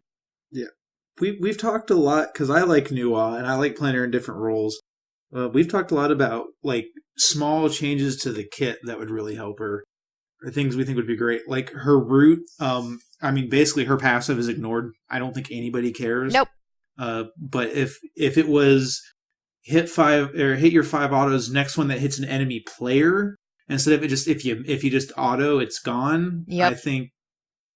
because she used to with her original kit, the auto attacks and the craziness. But yeah, the minion mechanic thing is weird. I kind of wish her fog would speed up. Yes, yes, that's my number one. I bitch about this all the time on my stream because like the actual cloud gives your character a movement speed boost, but it does not increase the movement speed of the fog in order to compensate for the boost. Like it's the most infuriating thing. Ugh. Yeah, it needs to be like a duration. It could be something like leave it. It could even be kind of a mix between like Scotty Ice and Hebo's second ult? The carpet? The carpet, yeah. The second ult, yep. Yeah. So if you go into the fog, you get, let's say it's something short, 2 or 3 seconds of the movement speed, but you can keep dipping back in to regain that movement speed to the abilities down. Right. something more. I And that know gives whenever you- I'm playing Assault and I'm running out with the fog and I get to the edge of it, I'm like, should I stay in it? Like, that defeats the purpose. But I'm like moving faster. Like, oh, damn it, I just gotta run. Well, Yeah. Dad Son of a really wants to bitch. know, can you play her in support? Because he's been talking about it for like 2 or 3 days now. I know, There- with this whole playing Baron support, I'm like, I bet Nuwa could do this. There is a She build. commits 2 abilities to her CC though. There's literally Yeah, a see, build I- that gives you 3,050 HP, which makes your Yep. minions absolutely unkillable. That Yep. that could definitely work out. I mean, she's got that root passive, and since you're not really concerned as a support, you're not really concerned with clearing wave, right? That's up to your ADC. So theoretically, you could hold on to your root for as long as you need until you're Yeah, ready to go so in for a kill. That's what I'm Yeah. thinking. You got the root passive. If you're cautious with it, you're not just throwing it wantonly on minions. The minions themselves are a CC. Right. You don't have to explode them. absolutely. I mean, the combo, yes, is obviously a CC, but just getting those minions out there creates Body a zone of blocking control. autos. For Right, you. but- Body blocking autos, grouping minions up, You could really like early poke. Okay, I think I would actually start off with my 2 at level 1 as support because I just want to get those 2 that one bastard out there poking at you. Like, what the hell? Why is there a minion here now? We were just going to jump dance and maybe, get you vulnerable so we could shoot you a few times. Oh, no, hell no. Meet my little fucking minion. He's going to come over and whack on your ass. right. Yeah, It's not it's not bad. It's just If it almost pays off more in solo lane than as like a full support. Yeah, if you think about it, you can break down her kit and you can extract like support type features from each part of her kit. So her passive, obviously, we were just talking about the root. Her 1 you can use for like escaping with your ADC if they're trying to run you down and they're poking you really hard. Like you can use that for an escape. It also gives you the speed boost. You can use her minions for bodying. You can use it for stunning. You can use it for tanking. And then her ultimate. I think you can use for vision. So there's a bunch of different pieces to Nua's kit that like if you itemize her correctly and use her abilities correctly, I feel like she could be at least a very fun support. I think it'd be fun because imagine this. Nobody's in the lane. A random fog appears and 5 people pop out and kill you. I tried that strategy once, honestly. Like whenever Nua's whenever she got rekitted, we tried doing that. I was like, my brain was just like exploding with like all these different ideas. I was like, what if, we just did like a 5-man invade and I just have like the fog and oh my God, it did not work out. Long story short, it didn't work out, but the idea is solid. Also, just Thematically, it worked out. exactly. It didn't work out. Exactly. It looked cool, but failed miserably. I'm also pretty Was she- sure I'm the only person in the world to have ever missed a Nuwa ult. I'm not even kidding. It's not a meme. It's not a joke. I literally missed a Nuwa ult. All right, let me explain real quick. So, I'm interested. Yes, please do. Okay, here you go. This is how you miss a Nuwa ult tutorial right here on the Split Push podcast, ladies and gentlemen. So you wait till late game whenever everybody's fighting all the time, and it's common to see multiple kills in a row. So you got like 3-4 people down on the enemy team. It was a particularly difficult game, and I was really like, I was tilting hard, and I saw that my team was going to kill the last guy on the map, and I ulted, and by the time that the damage went off, he was already dead, so it did 0 damage to nothing. I mean, it didn't hit anything. You didn't see the shards come down. It was just, I flew up in the sky, and it looked like a giant jackass floated back down, and my team just started And cried a little. screaming. I did. I died Aw. on the inside. I was like, I just missed the new ult. My chat just like, they hammered me so hard for that. They still talk about it until this day. Smitten, you missed new ult. Yeah, thanks guys. I know. So you actually tap into something interesting that you can do as a Nuwa player in mid, and this is that getting the conquest where you're looking at small increments ahead make a big difference. Whether or not you get the kill or you do damage, if you are channeling your ult and an enemy dies, you get an assist. Yes. Oh my god, somebody who understands. Use your new So ult if- not for killing or for like stealing those kills. Just do it for the gold and experience that you get from assisting with the damage. You don't even have to do damage. You can see that they're going. If Dan's like, it's like, oh, this is a double kill. Just ult. Just ult towards your tower. They get the double kill while you're channeling because he went over there and ganked duo lane. You just got 2 assists. Exactly. You got the golden XP from 2 assists. Exactly, and that's how you can really get ahead. Like I said, did not know that. Yeah, resident thinker over here. There's some. No one ever asked. Some of her items that you build on her are kind of expensive, so like you really. Yes. And, like, you're not nearly as fast as rotating. You don't really have any sort of mobility as Nuwa. So yeah, your fog doesn't move fast enough. Exactly. To make it worth you it. need to utilize. Oh, I get to move fast for. Oh, I'm already out of it. Exactly. So, and unlike Scylla, who can just dash halfway across the lane in order to assist with a kill, like you have to compensate for that. Dash halfway across, pop into her ult, and fly over to where she needs to be, and exactly kill them. Now I get another 6 seconds. So. Yep. So utilize that all. Yeah, underestimated things on Nuwa is blink. If you have never blinked from your fog and just watched like a Vulcan ult crash down on your fog, it is the greatest feeling in the earth because you just hit 1, 2 seconds later you hit blink and you're back in lane and they're chasing the fog trying to figure out where in it you are. I'm too reckless of a player to ever build blink on my mage ever because like I get myself into like really dumb situations quite frequently. So I always go beat Aegis. Oh shit! There's 5 people here. Exactly. No. Because I'll like look, because I'm streaming while I'm playing Smite. So I'll like look over at chat and I'll be like confused by the way somebody worded something. So like all my attention goes there. I look back at the screen and I'm literally there's like 3 people behind me. I'm half dead already. I'm like, what the hell is going on here? The dangers of streaming. I buy blink a lot on mids and teleport. Yeah. Oh god. Yeah. Teleport. I think teleport. No. Teleport. Getting your mage where they need to be. People don't buy teleport enough on a mid. Dude, I don't know. I feel like definitely crucial in that comeback match. Yeah, we did need that damage there at the end. We definitely did. Because if we wouldn't have got the Alpwash down there, more of them would have spawned before that Titan only would have been half health. Right. That's crazy. Honestly, me personally as a player, I probably wouldn't do teleport just simply because like I said, I get myself into too many like sketchy situations where I need to be able to, get out of it. But theoretically, I could play around with the idea of teleport plus Aegis and just use her ult for CC immunity. But then I can't use her ult for like other things, like getting assists and kill stealing.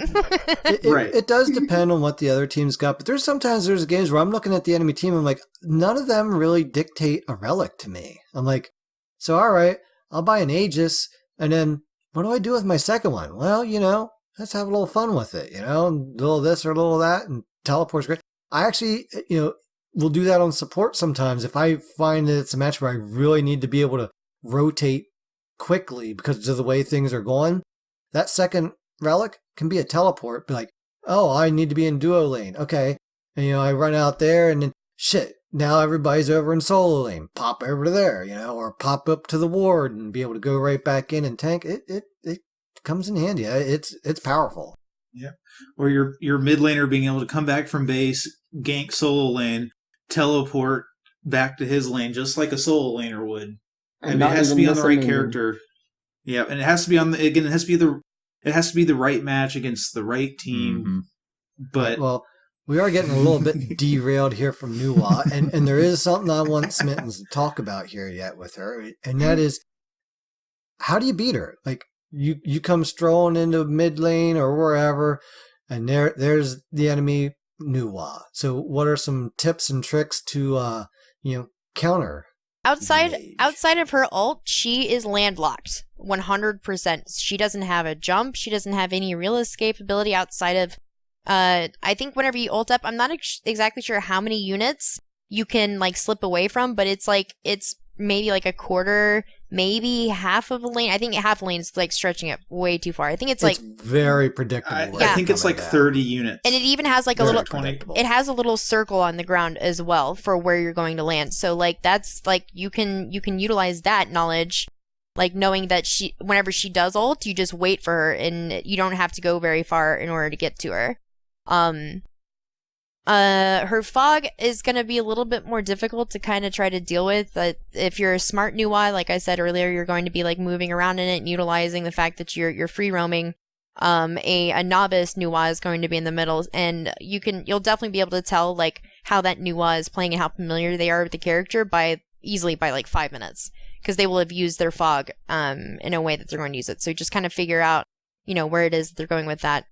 There is, like I said earlier, there's like a half a second to a full second delay time between using your minions and then going for the stun with Metal Shard. So if you can pre-beads it, or just hope that they miss it, because it's like sometimes it just happens. Like I said, you can thread right between both minions, and you'll get the damage from shining metal, but you won't get the minion stun. So there's a couple little quirks there that you can also deal with. I always love jumping over the minions, like just timing it, like, okay, they dash me, jump now. Jump now. And the Nuwa stun goes right below me, I land on top of Nuwa, and she goes boom. I hate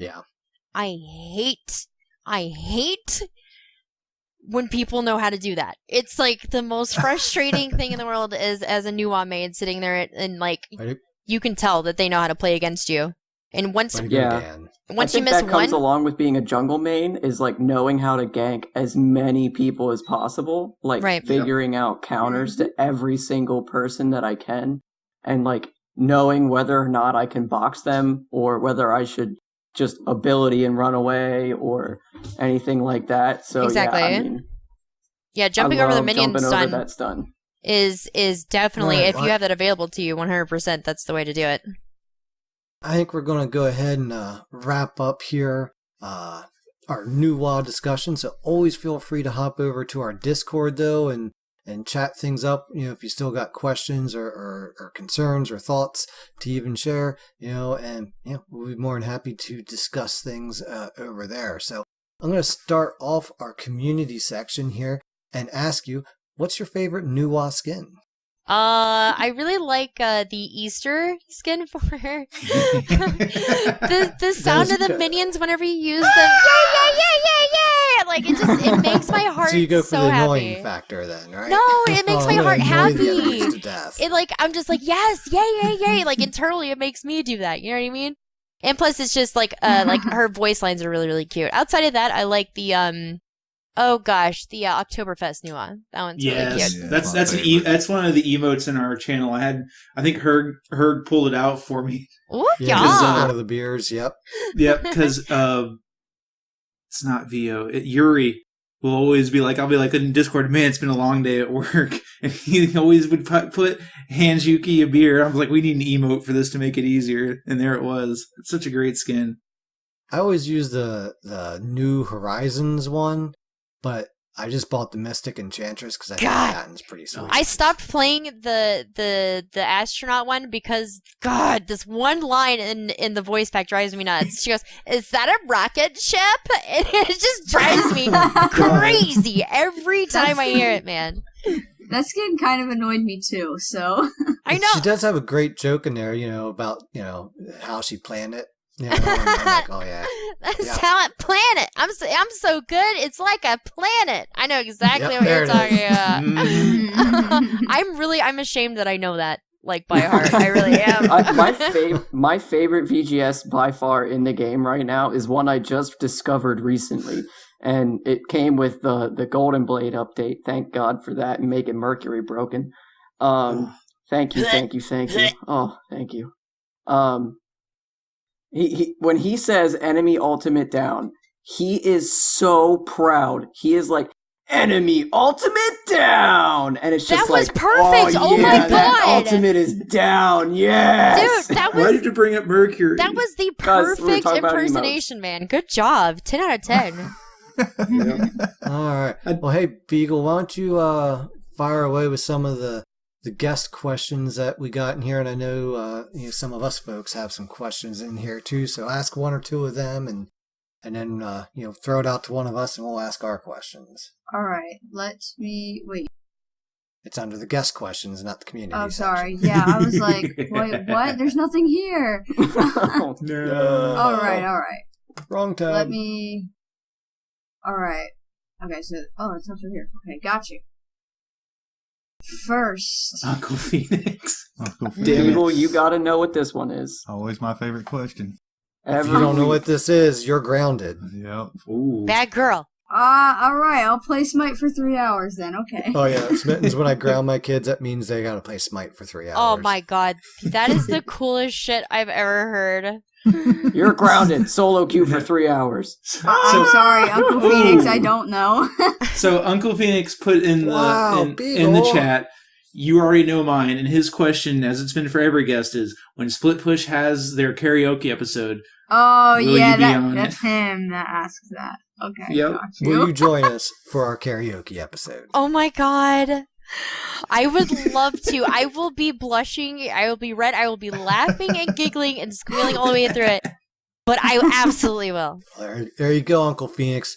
The line is forming. He's We gonna be got happy as F a clam Dot. now. We got Smitten. We got tons Taco. of people too. Taco. Hell We yeah. A got lot a of other people are line like, hey, forming. we'll do it, but we may not sing well. And Taco also revealed, shit, if you got F dot in on it, that means we're all doing it. God damn it. Yeah, F dot, we're counting on you, buddy. typically I don't like singing in front of people, but I did the Happy Birthday Smite song. I actually sang that on their YouTube video. That's so awesome. yeah, so I will man the fuck up and I will definitely come do karaoke with you guys. Hell yeah. Hell yeah. That's awesome. Oh my gosh. All right, Beagle, what's next? Alright. Do you guys want me to skip over the ones from... Or, okay, I don't know. Nope, just read them. Yeah. No, I mean, we have our own personal questions. They're just Yeah. ones I shared from the social media. And I'm not even sure how to say this person's name. Oh. ATX Attila DeSezi. I don't know. At Yeah. ATX98. That's Yeah, a Teeks. Yeah, he's one of my viewers. Teeks. Alright, yeah. Hi, Will she Teeks. ever make a Smitten announcer pack? Oh my god, yes. That'd be awesome. Dude, ever since they added announcer packs to the game, like all of my viewers have just been saying, they're like, "Oh my god, what are you gonna do? What are you gonna do?" And well, all we gotta do is get high res to allow it, and I absolutely would do one, 100%. I Come on, bet, I High bet, Res. That'd be Step up. awesome. I bet we could sympathy vote them. But I've been streaming in partnership with you since beta. You guys gotta love me. Oh yeah, I'm sure if like My only thing, though, is when you call out your quadra-kill and pentakill, you better make it epic. Because there's so many times I get a voice pack and I'm just going in like, all right, how's a quadra and pentakill sound? What the hell is that? Could you be any less enthusiastic? Quadra-kill. Pentakill. yeah, no Well, thanks. like, I don't seriously, do. I would rather use the base announcer pack over that bullshit. Yeah, I never do I use anything calmly. Anuki's because it is so hype. Yeah, I'm always And I have screaming. 6 pentakills, so I've heard it. Mm. Yeah. I'm literally always Still have screaming, so you don't none. have to worry about that at all. I'm extremely excitable. It's like my second best feature. Well, speaking of pentakills, how many pentakills do you have? 5. Ooh. Oh, nice. After, You got guess penta what? of no, pentas. it's terrible. I've been playing. I know the exact day that I started playing Smite. It was December 21st of 2012. I've had 5 pentas in 6 years. I don't know. It's not nice, man. But to be fair, I have like shitty friends that like to steal those moments from me on stream. Oh, so you and Beagle Beagle. have something in common. Stop! No! Wow. Come on! Where I does call- that sound familiar from? I call all of your quadras are almost pentas. You can qualify those as almost pentas. Oh, And- I have like 50 of those. Dude, Like- I And don't then even have a Beagle Capriato's that 5th person. Yep. It was Emir. It was Emir. Oh, so Oh, mad. Amir's It so was on easy to steal PC. with, though, man. That's unfortunate. But I it was okay, just a I was- basic. I was telling myself not to do it. I was like screaming, "Let Dan get it! Let Dan get it!" Even though they're randoms, they ain't going to hear me. But they were letting him, and me being my stupid self, Click. whacked her as she walked by. it's autopilot, man. You just like you see him low health, and like your brain It was- automatically is like, I need to murder it. Exactly, like It would have been my first penta on PC too, and I was Oh, like so no. hype. I was so hype, and You're heartbroken, this girl, weren't Poor thing. She was little just like- girl. She was just like, click, your mirror is here. Did you spam ton afterwards? That's how you do it on Just PC. happened, all right. You steal pentas and then you spam laugh. Yeah, but to be fair here, I've never gotten a pentakill yet. Out of like all this time I've played for I don't know. Girl, it How takes a long lot. has it been? Maybe year plus learning curve. That's not Yeah. unreasonable. I think it's been about a year, and I still haven't even gotten a single pentakill. So Yeah, like Hey, I've only gotten one, and it was a dumb one. It was in the bonus round of an arena where we had Yeah. the enemy team had 2 disconnects. In my defense, the Alpoish on their team and somebody else, we couldn't kill him the entire match. It was the hardest fought 5 versus 3 ever. yeah. Ever. Like, literally, they just stayed by their fountain, and that little bastard would prance back in every time he was about to die and get healed up and come back out and kick our ass again. Yeah, it took me But it took in me bonus 3 round, It took me 3 years to get my first penta, so don't feel bad. Don't feel bad at all. It took me 3 years. Same here. It took me about 3 years to get my first penta. there were so many times where I was so close, Yeah. and each time after that game, I wanted to just go cry in a corner. Yep. It wouldn't be I feel special if you got them so easy though. Yeah. Exactly. Yeah. Hoax Dragoon is with our next question. I'm going to assume that's from the Twitter guy. Yes, that is from Twitter. Yeah. It's like, why choose esports? Why do you play Smite? Why did you choose to be a content creator over a professional player? Ooh, as far as the last one, I made the switch to Smite in 2012, after exclusively playing Battlegrounds in World of Warcraft for 8 years. So whenever I was playing WoW, all I did was just grind PvP all the time, and not arena PvP. I'm talking Battleground Those were the PvP. days. And Battlegrounds in the WoW. exactly. And then, veteran, yay.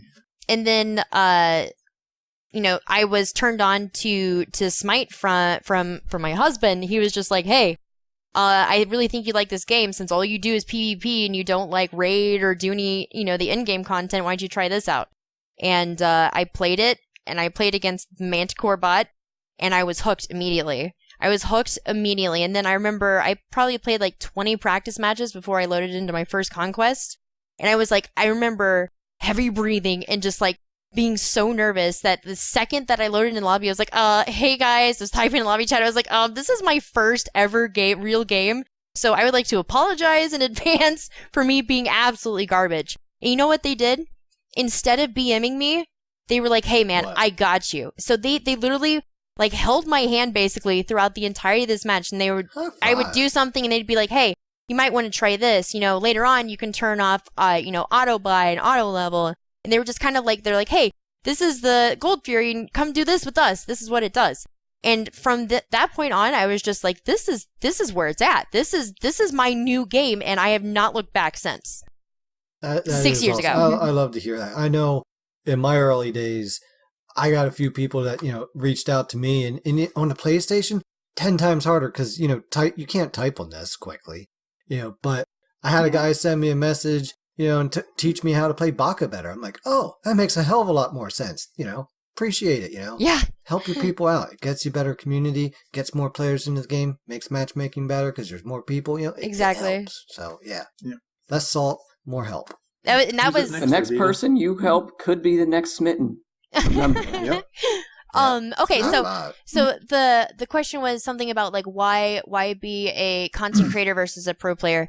I came to Smite. Smite was my first ever MOBA, and so like the mechanics of MOBA were extremely different from anything that I've ever played before, like just video game wise. So I had a very, very long adjustment period. I was garbage for a very, very long time in the game. So and I was never really like, I knew coming into it, like I would think I was like 25, 26. Yeah, I was 25 years old when I started playing, and I was like, there's no way that I'm going to be a pro. I fantasized about it for a minute, you know what I mean? Like, how cool would it be if I was on a team and I was like killing people in front of the people, but like, I just, I knew mechanically I wasn't there. Like, I have all the game knowledge in the world and I love talking about this game and I love theory crafting and all that stuff, but just, I can't get my hands to match what my eyes see and what my brain wants.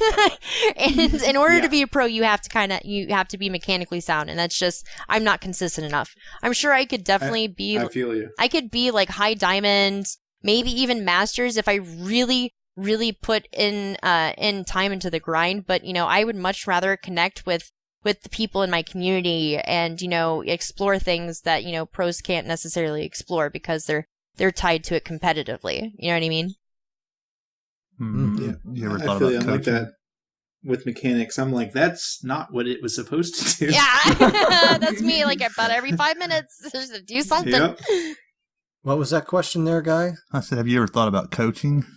Oh, actually, yeah. I did earlier. I was talking about a series that I did on stream called Bronze League Bravehearts, where I would go in and watch other people's ranked games and spectate them and give them like tailored advice for them for that specific role or that god. They'd come and be like, Smitten, I don't know when to rotate. Like that's a very common question for Bronze League Bravehearts. So I would like struggling with it. Yeah, so I would go in and I would focus specifically on times where they needed to rotate, and then I would commentate on like their decision making and best worst case scenarios, who they need to be focusing, et cetera, et cetera. So I guess you could call it coaching. I mean, it's not really coaching. I mean, I guess, because I don't know. I feel like you got to be like a professional in order to like coach somebody. I mean, I can at least give you guys like what I know about that situation that could improve your gameplay. But All right, moving on to Vio's question there, Big. Okay.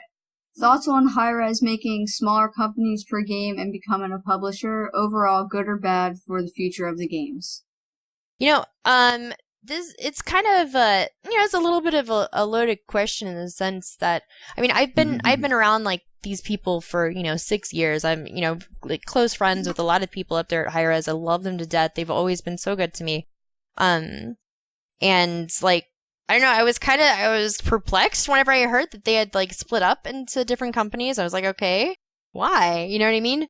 But I mean, if by breaking it down into several different companies, it gives them a lot more versatility as far as like what they can do as a publisher and as content creators and as proponents in the esports scene. So like, I guess from the business perspective, you can see that, but I don't really have an opinion on it either way. I assume that they're making the best decisions for Hi-Rez, and that's what I want. I want my game, which is Smite. I want that to be successful. So whatever that means, I'm willing to endure whatever it is. Good call there. Dan, how about yourself? I know you got some questions. Okay, my first question is, where did the growl come from on the subs? I don't know, Yeah. like I used to go around and watch all these different streams, these like pro boy game gamers like sitting there, and they'd like flex for their subs and donos, and or they'd like do like X, Y, and Z, or they'd say X, Y, and Z, and I was like kind of thinking, I was like, well what can I do that like normal, I guess like not everybody can do? And I was like, I can growl. So I was like, all right, it's really quick, really effective, and unique. Awesome. I like it. Okay. We got Big Rick. What's up, Smitten? What would be your argument to convince my girlfriend to watch Smite? She loves watching FPS.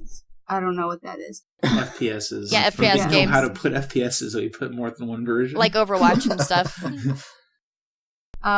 She loves watching FPSs, GTA 5, and we do a fair amount of drunk carding together. But the only thing she likes about Smite is the Cerberus Pup Patrol skin I don't own. Of course, who doesn't? And Chef Vulcan. Okay. Can you swear, or should I just give up and buy her Overcooked 2? Definitely. Oh my god, no. Never give up. F7 for life, dude. Do not give up on the mission. Okay. So this is how you get your girl into Smite. First of all, you bring her to my stream. You're like, hey, look at this girl that plays this game and look at how much fun they're having. You know what I mean? Come bring her in. I'll talk to her. I'll talk it up. The second thing you can do, make sure you're watching, like the SPL level stuff. Cause like a lot of the times, like, whenever it comes to like Twitch viewership and just watching people stream and like, watching the content on YouTube, et cetera, like Smite can be it's a game of tiny little decisions, tiny little gosh, what's the word I'm looking for? Just like tiny little changes. All right. And then there's big moments of action, but then it's back to the farming. It's back to the building. It's back to the rotations. It's back to making sure your camps are clear, all of that. So, like, you have her watch the SPL where that shit is like, first of all, it's being casted live, and the casters are talking about why those tiny little decisions they're making are important. So you just got to make her understand, like, why that's important. Why is it important that the mid laner decided to go for these two, the mid camp on right, as opposed to going to the mid camp on left, as opposed to rotating for this team fight like they should be. You know what I mean? Like, you just got to make that important to her. And you can listen to aggro BM scream in an SPL match because he lost a bet. Yeah, you just gotta, she doesn't understand why that's entertaining or why that's awesome because she doesn't play. So maybe And see, there's another thing, because where Dan used to play was where his mom, my wife, would be. So she watched a lot of our games, and tell her if she gets to watch, she gets to make fun of you then, because she'll start to understand, and she'll be like, you're being a dumbass right now, right? Why did And you you're ult like, there? "What? Why did you use beads? Yeah, exactly. I'm still trying to get her to play. I will F7 that. I can hear it now. You took beads over ages? You fucking pleb. You fucking idiot. Yeah. She does call me out. She's like, well, go fucking help your team. They're dying. And I'm like, wait, they're dying? Oh, shit. But okay, as far as like the question goes, guaranteed, like, if she's having a hard time like maintaining interest, it's because compared to FPS, Smite is a slow game. Like, FPS, there's just things going on constantly. Everybody's getting shot, rezzing, there's like so much. It's just so fast paced that Smite just isn't that fast paced all the time. You know what I mean? It doesn't really pick up until like the 15-minute mark in most games. At the very least, you start to see more than 2 people rotate over to a lane for a kill or an objective. So it's a slower game in the beginning, but it's going to be more important to her if you just kind of explain, like, hey, early game, you're supposed to be farming so you can buy these items so you can be powerful to fight each other later. And then, just kind of explain it to her a little bit better. But don't be like condescending, and don't like get frustrated with her, if she's like, if she has questions or if she's not really getting it, you know what I mean? Just like try to be patient and make it a fun experience for both of you. And that'll make her want to do it more because she's your girlfriend and she wants to do things with you and she wants to enjoy the things that you enjoy. Hell, where my gaming is, I got rid of my gaming chair and I put in a love seat couch. There you go, Dirt Nap's mom. Got space for you to come in and sit, and you can make fun of me too. Aww. Yes, please do. Like, please make fun of him. You're out of position again. Like, oh God, now you too. Aww. Like the whole team and you. Come on, you're supposed to support me. That's so cute. We'll get in position and we'll support you. I am the support, so come to me. I'm where the fight is. Oh, we know. I'm an aggressive support. That's my style. But it works when you're all behind me. Exactly. Like, close behind me, not far behind me. How about you, Beagle? You got any questions? Honestly, I had one earlier that I was thinking about. I don't remember now, but Squirrel. She's so prepared. Yeah. She's always Right? I don't remember. All right, well, then we'll throw it over you can to tweet me later, girl. Just tweet at me later and I'll that. answer any question. Gotcha. So I got a couple of stock ones here because it's always interesting with people who've been playing the game for such a long amount of time and seeing all the different game states that have been here. Item you wish had never been removed from Smite, no matter how broken it was, would certainly be a first one. Item. There's actually been several items in Smite that were really interesting. I actually did a video on this whenever I tried to do YouTube again about the forgotten items of Smite. And I can't remember the name of any of them now because they were in the game for like 2 days or like a week or something like that. But as far as like the items I can't remember, I miss Bluestone a lot. Just for like for certain hunters like Chiron, bless his little heart, he has the shittiest clear. He's got the shittiest laning phase of like any ADC right now. So it's I miss Bluestone specifically for him, but that's the only one that I can think of right now. I disagree. I love my man Chiron. Call me daddy all day long. Call me daddy. There is a picture. Someone edited my face onto a picture of the fabulous Chiron skin. That's Yep. And great. it says, "Who's your daddy?" at the bottom because I frag as Chiron. Yeah. I love that man too. to death. Ataraxia loves him And I too. Chiron spam is the so voice much pack fun. all game long. Yeah, Ataraxia and I connected one time because like we met at Worlds, and I was like, you like Chiron? He was like, you like Chiron? We were just like buddies after that. It was really cool. I love that god a lot. And actually, that takes me into this, and this is, I don't know how big into mythology you are. I know quite a few people tend to get brought into Smite like I did because you get to play as gods, Right. and then my wife reading all the descriptions for every character, Aw. and with their events, there's always a story behind them, especially with the Odyssey every year. They put a big story, they put a lot of effort behind that. Yeah. So, a god that you would like to see in Smite. You know, it used to be whenever people would ask me this question, I'd say Medusa, but obviously that was a Then very Medusa long came time out. ago. Yeah. Yeah. I'd really like to see Set. Like, I feel like Ooh. I would love to see a Set in the game. That's my newest one. I've decided that I want. A set of what? Hey. Got him. And then the question becomes: do they go with Set or they go with his older name, which is Satesh? That'd be interesting. His kit would be interesting because of the role he plays in Egyptian mythology. Exactly. I used to be. He's kind of the trickster, villain of the. No more Egyptians. Lokis. Yep. No more Lokis. No, I used to. Whenever I was really, really young, I was obsessed with the Egyptian culture, like ancient Egyptian culture. So I was Yep. really, really into like all the mythology and everything. And then that kind of blossomed into like being interested in Greek mythology. And I used to carry like binders that I like hand wrote for like each god and goddess, like what they did, who they were, amongst the other gods and all that stuff. So, but it's been a long time since I've been into like anything like super big mythology wise. But there's definitely a bunch of people out there in Smite that are like, Smitten, have you heard about Hera's blah blah blah blah? And I'm like, no, I have no idea.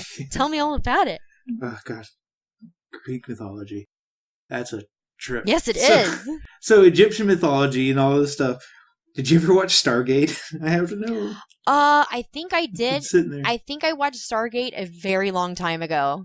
Oh, I love Stargate. Do I remember Stargate? Not necessarily, but I do remember I remember like physically watching that movie. I just don't Watching remember it. what it was about for the life of The me. movie was Oh, man. good. I didn't really watch the show. SG ever. the series SG1 is amazing. I'll have to look it up. Is it on Netflix? Oh, Maybe. I think so. Netflix or Hulu. It's on one of the streaming services. I'll have to check it out. Because you're talking about. Actually, I did see it recently. It might be on Netflix. It might be back up because it was down for a little while. It is also because you're talking about Set. They do an episode where Set's on Earth, and it's hilarious. Oh my god, I'm gonna have to go watch it now. All right. Oh, it's so good. All right. One more community question out there, Beagle. What do we got here? All right. This is from Mookery. I don't know. Mook, yeah, is one of my viewers. Yeah. To Smit Smat Patty Whack, give a dog a bone. 2 questions. Rarely do you ever seem anything other than upbeat, so what helps you bring the positive environment to your stream? And how does streaming rate against other jobs and careers you've had in the past? Oh man, that is a fantastic question, Mookery. 10 out of 10. Okay, so what was the first one again? Rarely do you ever seem anything other than upbeat, so what helps you always bring the positive environment to your stream? Well, that's people ask me about that a lot because I've been playing like Smite is a competitive game. I would like to consider myself a competitive type. I enjoy competition and all the like. But people often ask me like, how have you played this game every day for 6 years and still like, how are you still happy and like having fun? Well, How have you played this game and still have a conscience? Exactly. I still have a brain. But like really what it comes down to is emotional control. Like if you go and watch like the top like pro streamers and if you watch their faces and how it is that they're reacting to things whenever they're not trying to entertain their stream, when you can tell they're actively engaged and kind of like that pro mindset, there's a calmness. You know what I mean? There's no panic, there's no stress, there's no tilt, there's no salt. They're in that little zone. I don't know where that zone is because I panic every time I play this game. But it legitimately, I have so much fun. Like, Smite is constantly changing. They're adding new stuff all the time. There's always something to talk about. There's always something to try. There's always, there's so much versatility as far as the actual game goes. I can never get bored.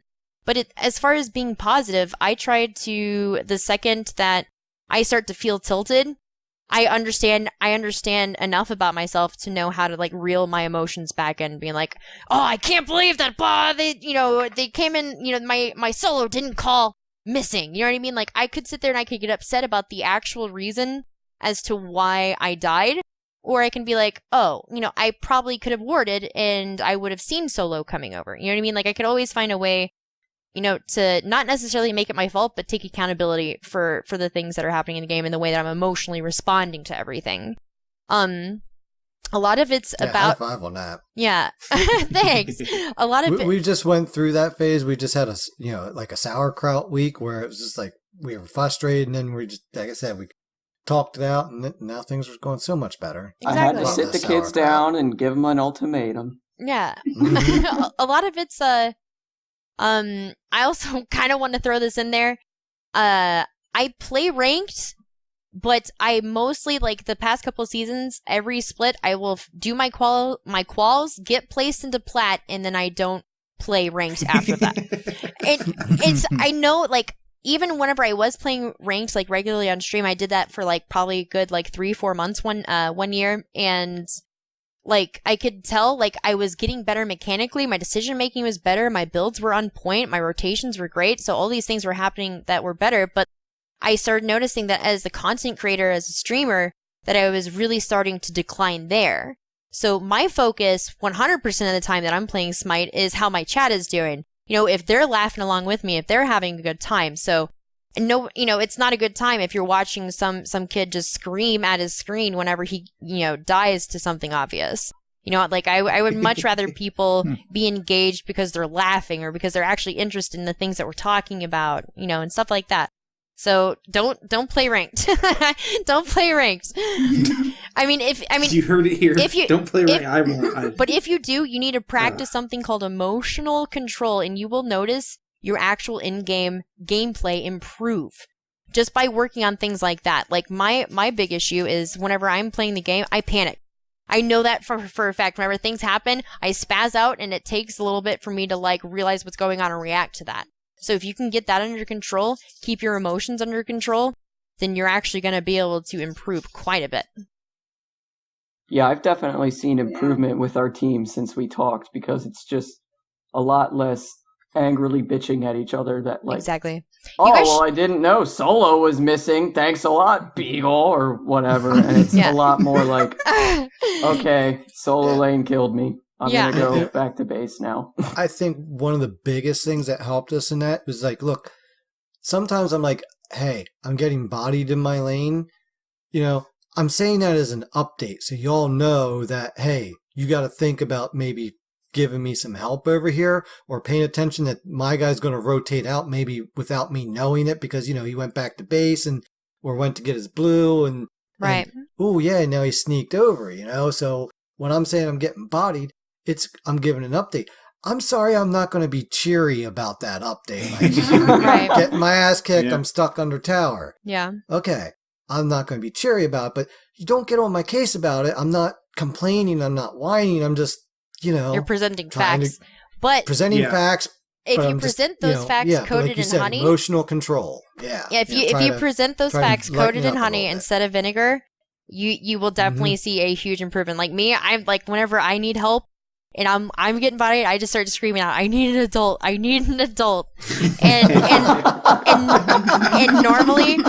And normally my team will respond to that. I play with my viewers all the time, so like I guess they kind of know that about me. But I've noticed, like, if I just start screaming, "I need an adult will come and rescue you."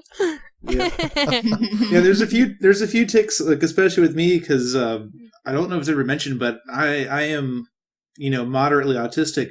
And Beagle got it one day, and we actually had a discussion about it, because I'm running towards her with, like, 3 people chasing me. I was like, Beagle, Beagle, Beagle. And she's like, what? There's nothing I can do. I'm like, No, my brain was just like, go to Beagle, and it came out of my mouth. And Dan's learned as our primary jungler that if I'm in solo lane, I'm going to sit there and I'm going to piss and moan in my own little bucket in the corner. And I'm just pissing and moaning in general, not at anybody. For like half the game. Right. It's about expressing what you're feeling internally. It does help being able to do something like that. But you guys should if you guys it took me definitely maybe a couple weeks to kind of come to terms because like when someone's yelling and your name is even in the sentence, you're like, stop yelling at me. Yeah. I'm doing what I can.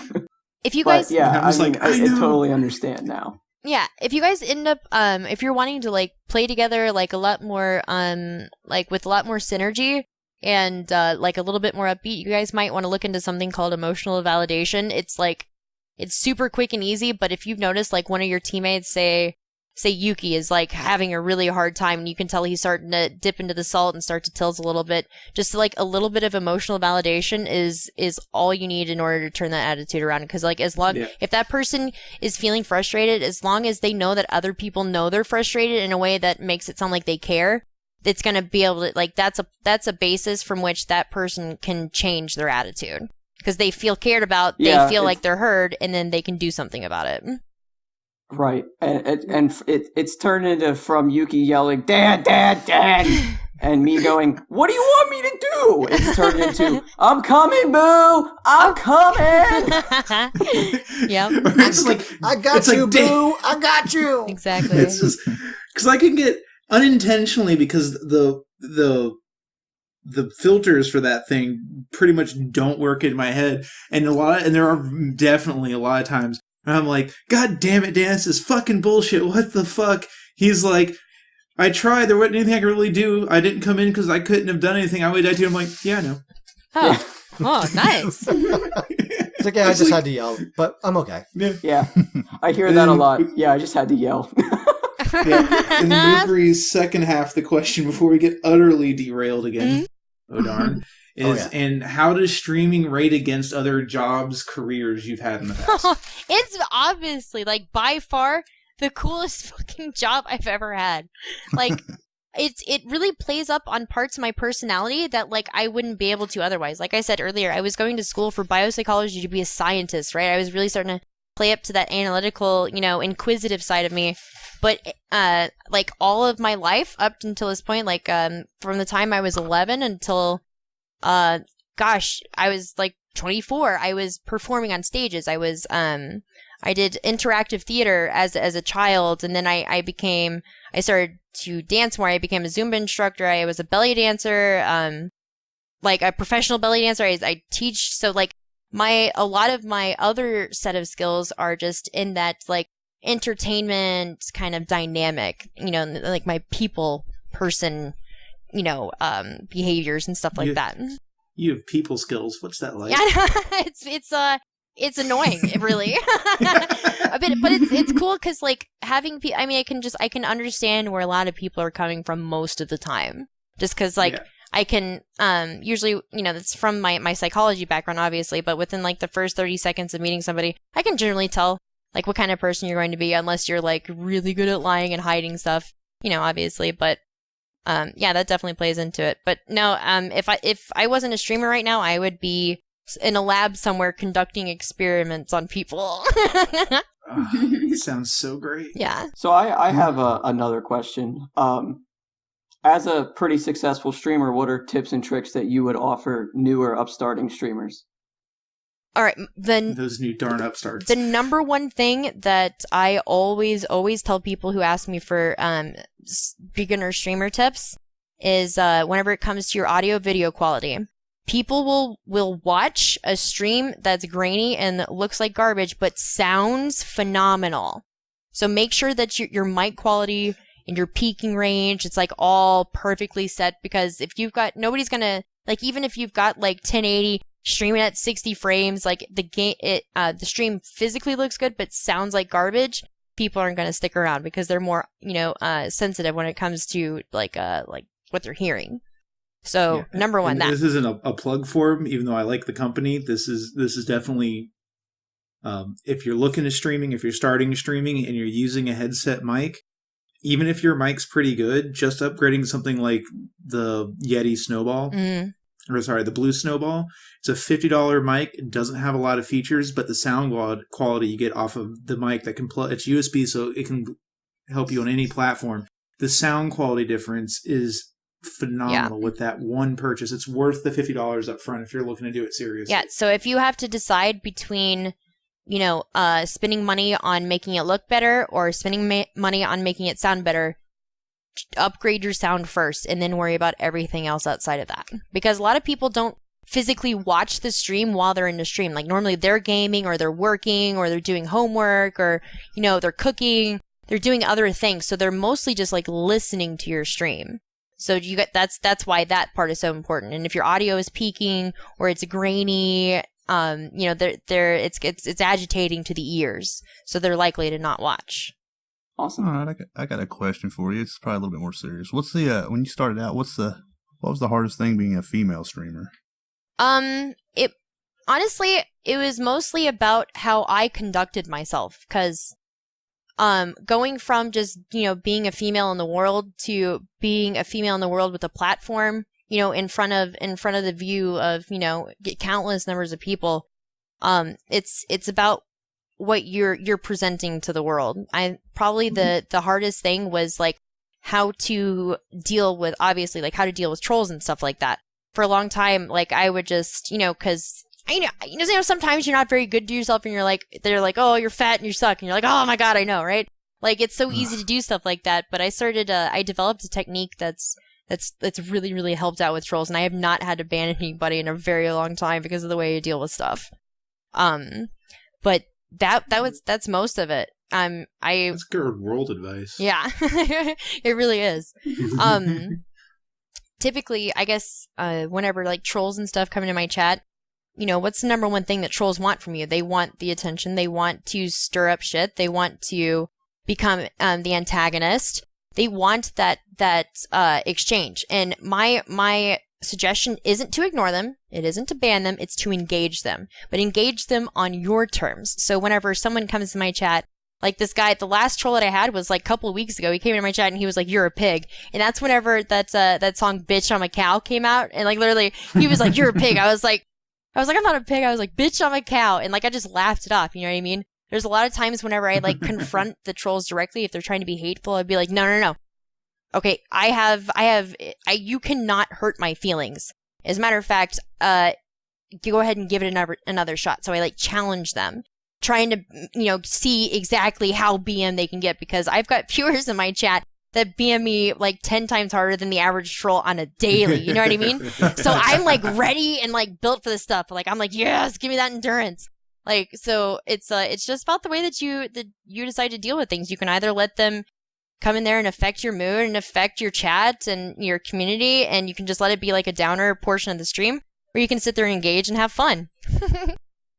I choose the latter. Definitely. It's again, this is kind of an old idiom, but the whole words have power thing. It's like if you enter the conversation on their terms, that gives their words the power they're intending. Exactly. All right, we got any other questions out there? I think that's it for me. I think that's it for me. That's it. Awesome. Yeah, we're about at our typical time limit here anyway, so Smitten, why don't you let everybody know where they can find you and get a hold of you and so forth? Oh, yes, of course. Okay.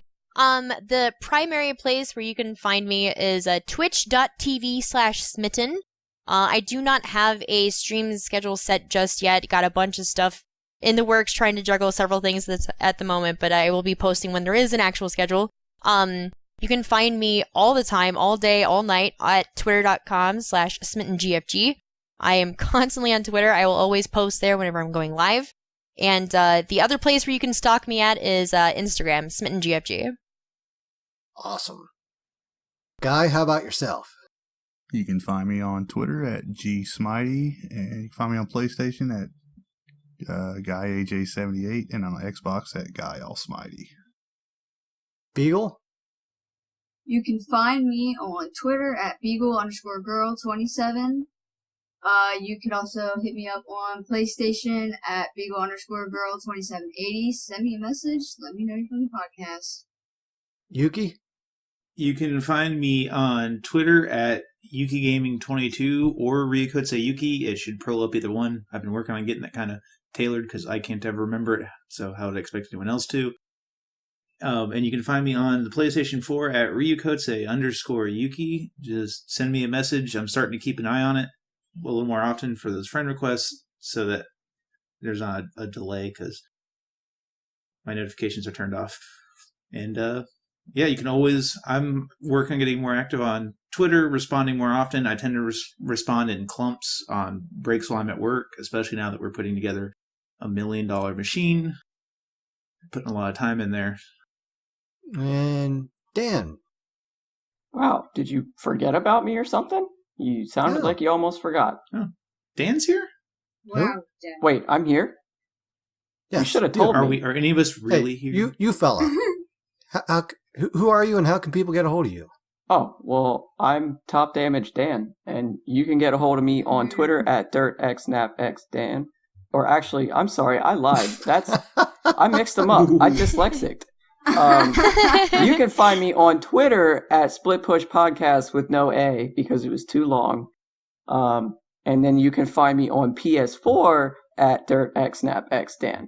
And I will be starting streaming up soon. I just need to get a schedule worked out and stuff like that. And that'll be at DirtXNapXDanX because I apparently put He's an extra X. edgy. All right, that leaves good old Dirtnap's dad here, and you can find me on the PlayStation and on Twitter at dirt_naps_dad.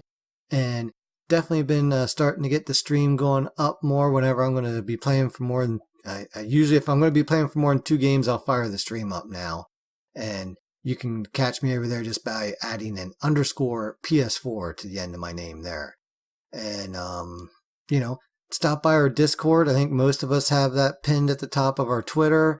Or just shout out and ask for it. I think I even have a bot that, in my chat in the Twitch that'll shout that out occasionally on there. Even been thinking about throwing some videos back on YouTube. I don't know if I'll actually get that far, but, I don't have a name there yet, so, you just have to come find me. Again, I got it pinned on my Twitter. But, hey, we enjoyed having you here on the show tonight, Smitten. It was a blast, and I wish you the continued success with your stream and what you do for the community, because I think that is one of the most important things that Smite has going for it. Aw, thank you so much for having me. That is like the sweetest thing anybody's ever said to me. Aw, I'm a tear up over here. Thank you. Right. In fact, I think yours was the second. I don't watch a ton of stream. I think yours was the second stream I watched. I think I watched like a Duke Sloth stream and then ended up watching you for like 3 hours one night and fell asleep. You could fall asleep to my stream? Oh my god. You must. Oh, I can. You can sleep through I can hurricanes, can't you? I can fall asleep in. Oh, Yeah, yep. I can fall asleep in band camp, standing at attention with my eyes Oh open. lord. Yeah, I so can you can fall fall asleep asleep for anywhere. sure in my stream then. All right. Well, hey, folks, just remember, when it comes to dirt naps, you got to give them before you take them. And when all else fails, Split push! push!